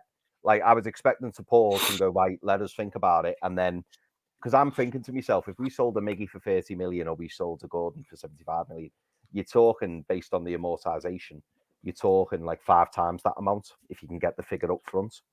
And like, if you said to me, you can sell Miggy for 30 and then that increases our pot by 150, and then you go, yeah, you can go and sign 3 50 million pound players or 2 75 million pound players. If you could go out and go and get like, what, 3 Gordons, or go and get, 2 Isaacs or 4 Brunos, it's like it opens windows of opportunity. And it's like, oh, KK though, Daz. Only you can answer that, mate. KK. I love Gordon though as well. That's why I've kind of stopped thinking about KK, because we have Gordon now. And he, he's just as good. For us, KK's not been great this season. Yeah, I saw him against Real Madrid, but yeah, he hasn't been great. Wasn't great in that game. Can he play on the right, KK? Then yes, we win instead of Miggy. Yeah, he's predominantly left. He plays all his football really on the left. But there was another one in there for Mike Gent, great one. Miggy goes to Saudi. Mahrez, although Mahrez is a year or two older, he's 32, I think, 33. You know what? We could go all day with these, but there's a few things we just want to whip through. First of all, Colin, we talked about it before, but he put on there, been in bed for 16 days. But the game cheered it up, and I'm really glad it did. And thank you for your support on the channel as always. By the way, Colin, just to be clear, I wasn't clapping at the fact you've been in bed with him for 16 days, just so you know. I was pleased the game cheered you up, mate. Yeah, definitely. Great one here, Mike. What's your prediction for the next two games? Where Everton and Spurs. Obviously, we've got to be mindful. Away days, can't give predictions away. The best of it, but are you confident we're going to win? In either of those games, you think one game's going to be more difficult than the other? What you thought? That's a difficult question because it's all about the recovery now as well, and what's the story with Pope? He's going to be out for a while, if not a long while. Dubravka's going to definitely be starting in both those games, you would imagine. Well, Bruno's recovering well. Bruno's in Paris right now, shopping. Is he? He put his Instagram, he's with his missus, doing some shopping in Paris. So they've obviously been given a day off. That's for sure. They deserve it first. Yeah. Back to Paris. The scene of the crime, the robbery. I think we beat Everton, even though Everton did really well against Spurs. One of the Chrissy Crackers didn't come through there, Chris. But I think we beat Everton. It's going to be a difficult game though because they are up for it and they'll bring the fireworks and everything. But I think and the Anthony Gordon show as well, how that'll go down. I think we beat Everton. Spurs, I think we beat Spurs as well. But it depends how many bodies we have coming out of the Everton game. Yeah. No, I agree. I think, I hope to God we beat Everton. I can't not think about beating Everton. But I think the Spurs game will be difficult. Can we win it? Yeah, absolutely. I think we can. And really, I think as well, if we come out of those two games, Mike, with 6 points, we're flying high then. We are flying high. I'll be honest. I'd be pleased with 4.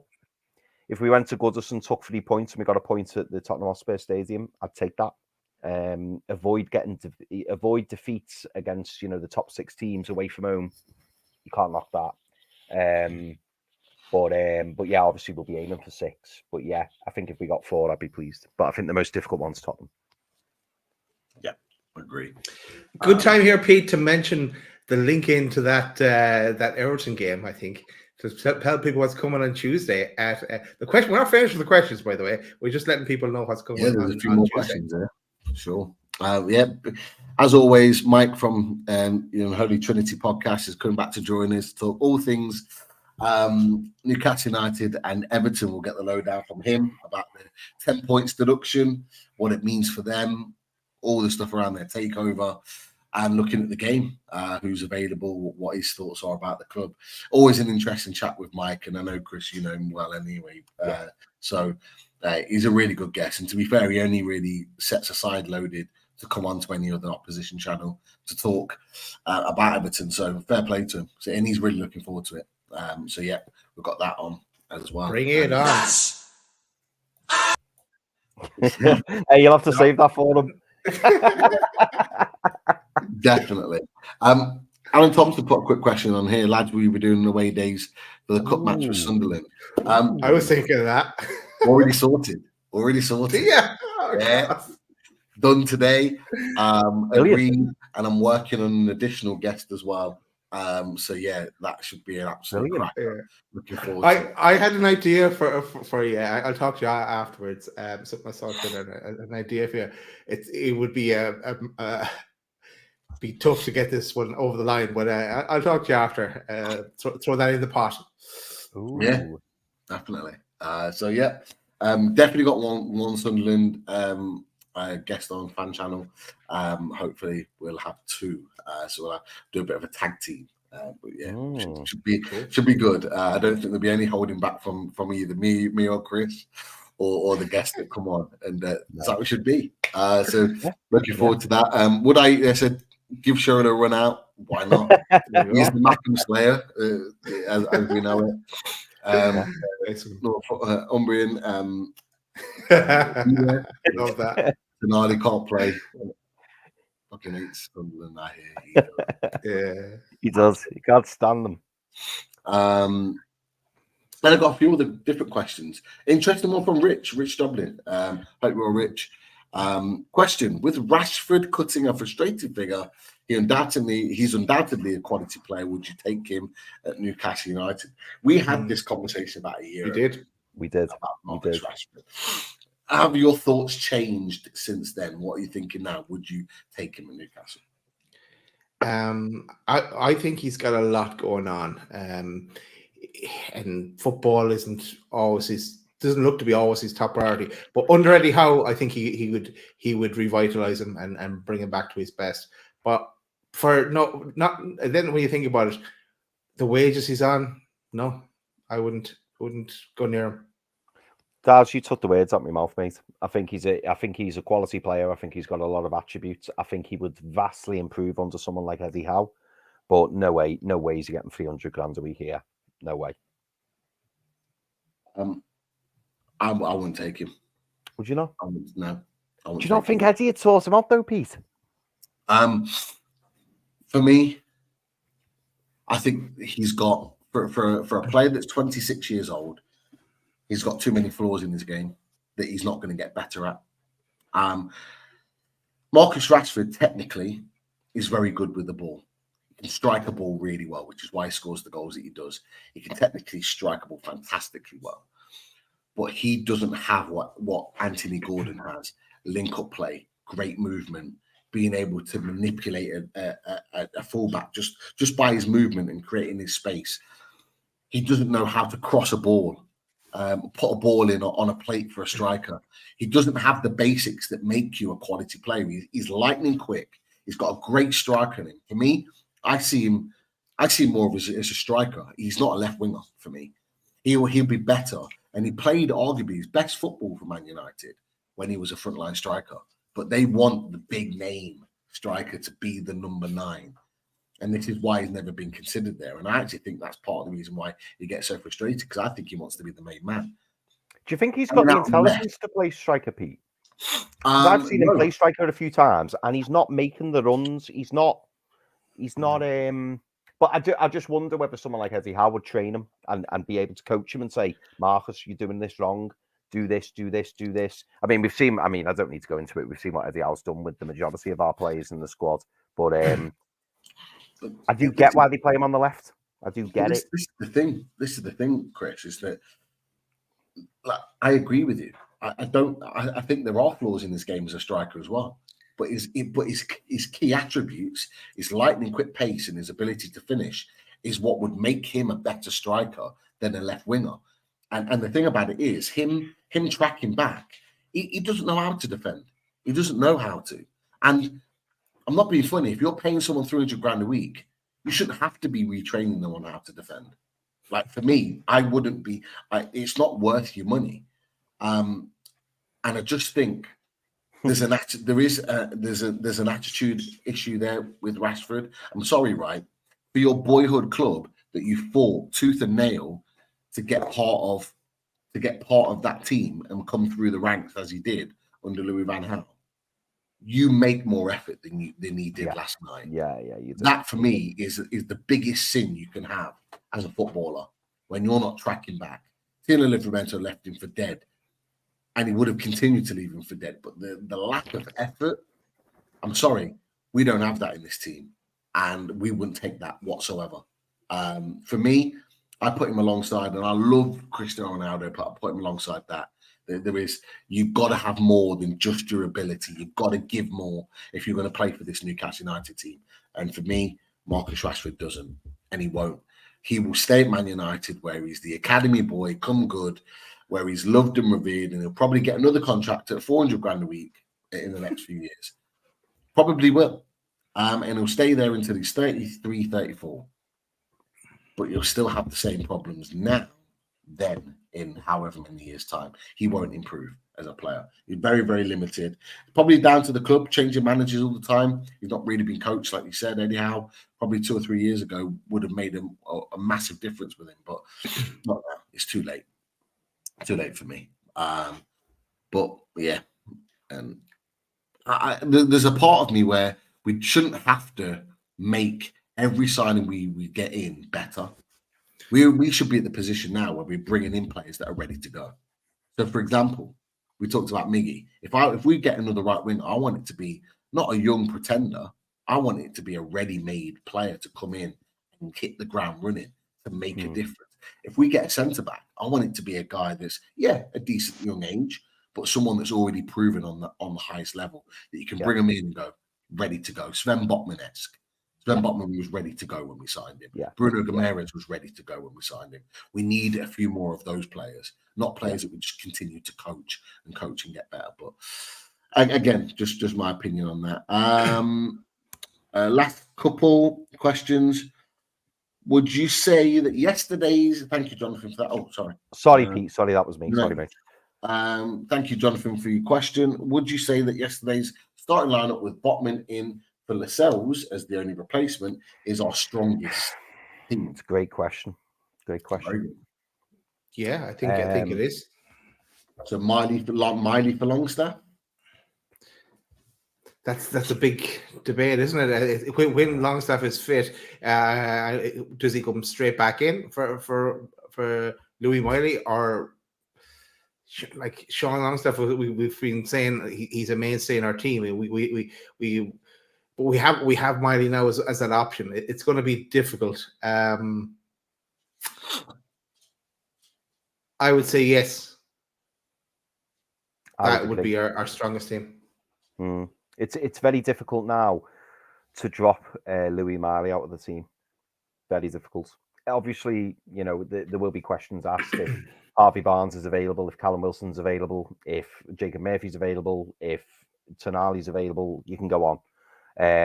But based on how the team's playing and based on the form we're showing, it would certainly be open to debate. But I can't disagree with you, Jonathan Casey. I cannot disagree with you because, really, if you've got Botman in for Lascelles, I wouldn't swap the team any further. But another shout out for Lascelles, though. He's been brilliant for us, though. Since I know I was very nervous when Botman was out injured, but he's done really, really well for Lascelles, for someone that we all would have been happy for him to go in last summer.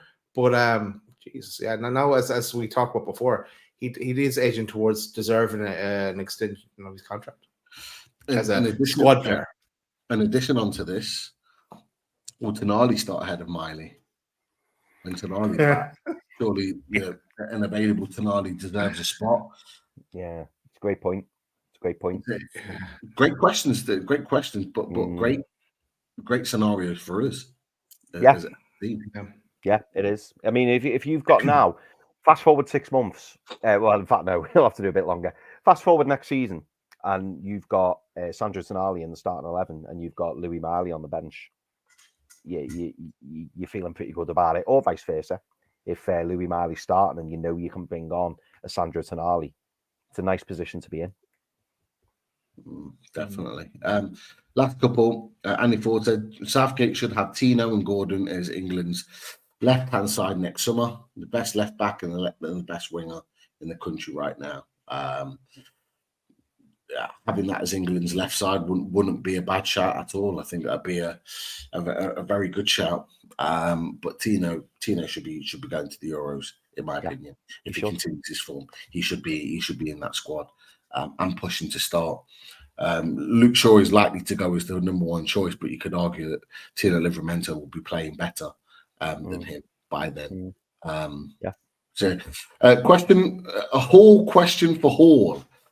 Chris, how does Lewis get into the side if Trips and Tino stay fit for the next couple of months? Thank you. Review everything. Great question. Wow. Review everything. I've been seeing what he's been putting in the chat, and there's some fantastic comments and questions in there. But yeah, in short, review everything. I don't think he does get in the side, and this is the problem. I don't think he does, because I think at the moment Trips and Tino are undroppable, and it's particularly if they maintain this form. I know in the future the idea is for Livramento to probably play on the right in place of Trips, and then Lewis Hall will be the left back. But yeah, I think I think Lewis Hall's going to have a job trying to get in. I do. But again, like I just said, it's great to have options. And I think Lewis Hall's going to be a really big player for us in time to come. Yeah, it could.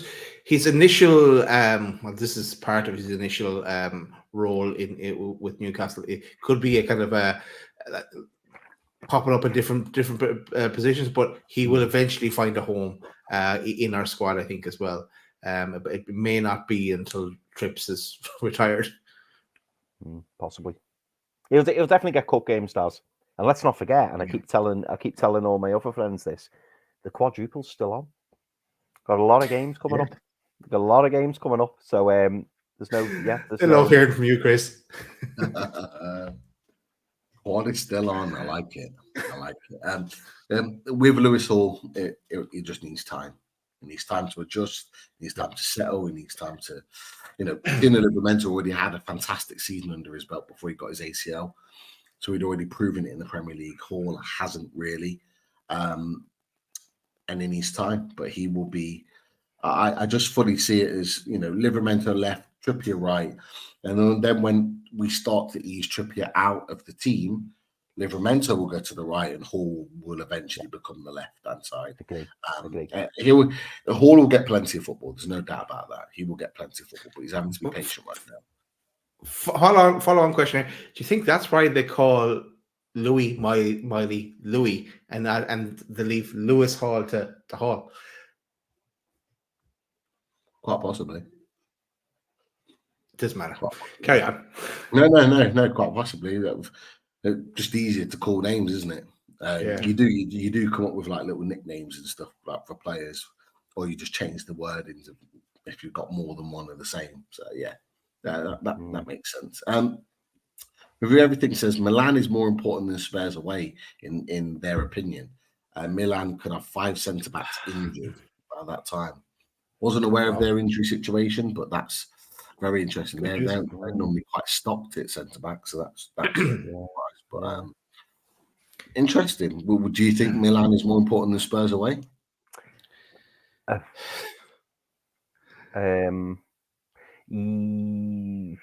Well, yeah, because of what it can give us, So I get what review everything's saying, because if we beat Milan, I think I'm starting to feel differently now after the PSG game, after the robbery, because I'm starting to think, do you know what?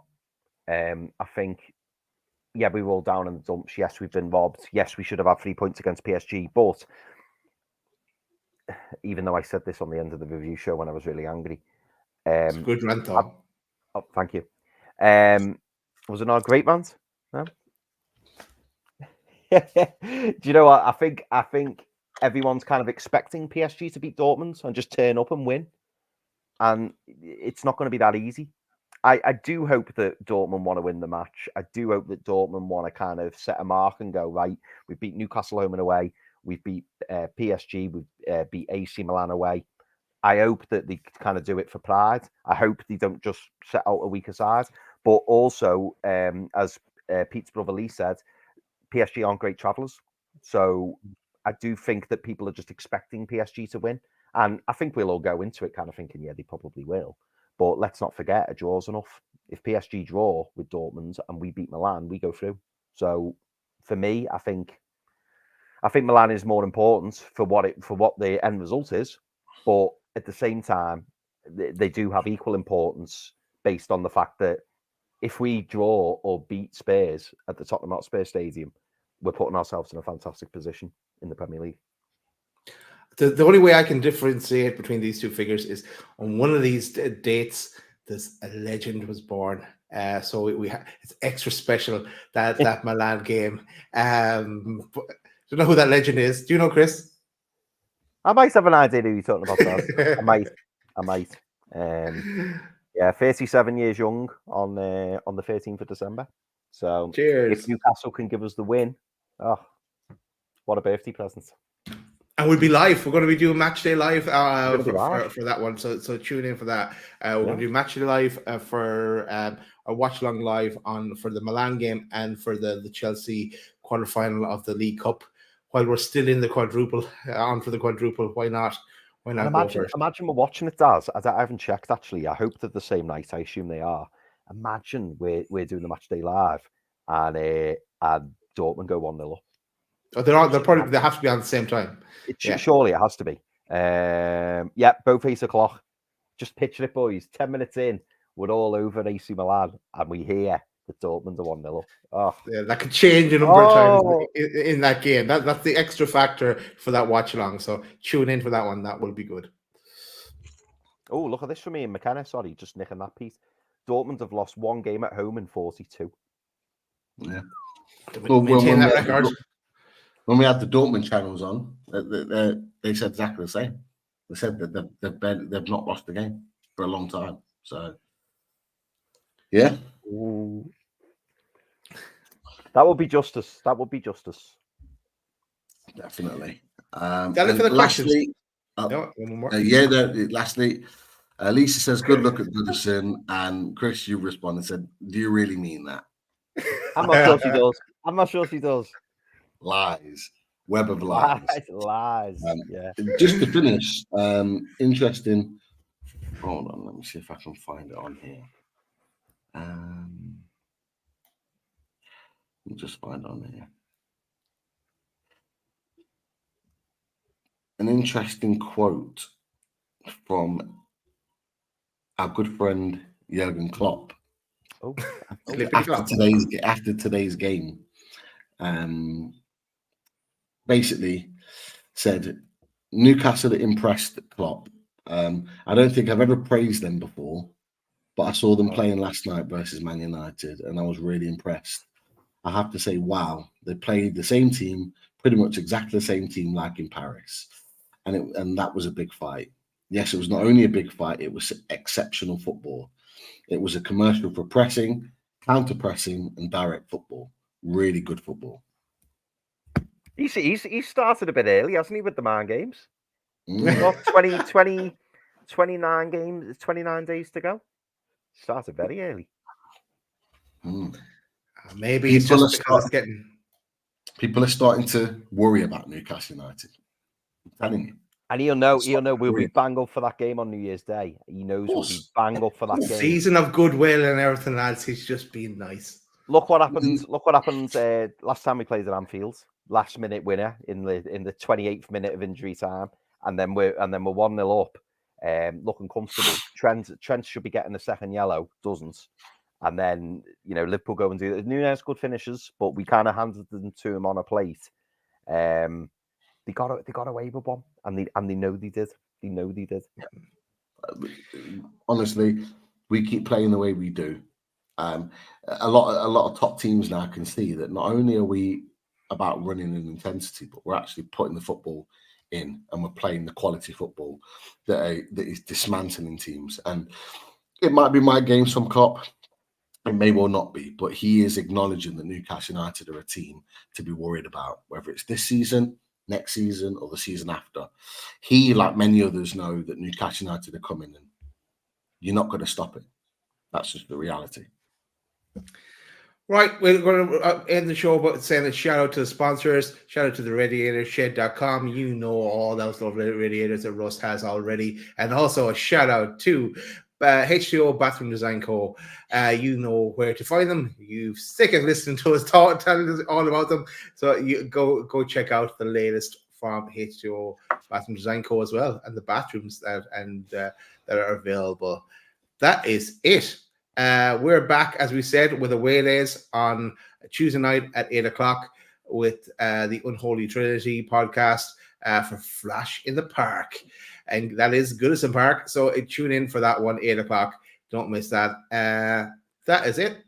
Thanks, everyone, for in the chat. Make sure you smash that like button on the way out as well. And thanks for giving up your Sunday evening to be with us. One last thing to say, lads. How'd you like that? Good night, everyone. How you like?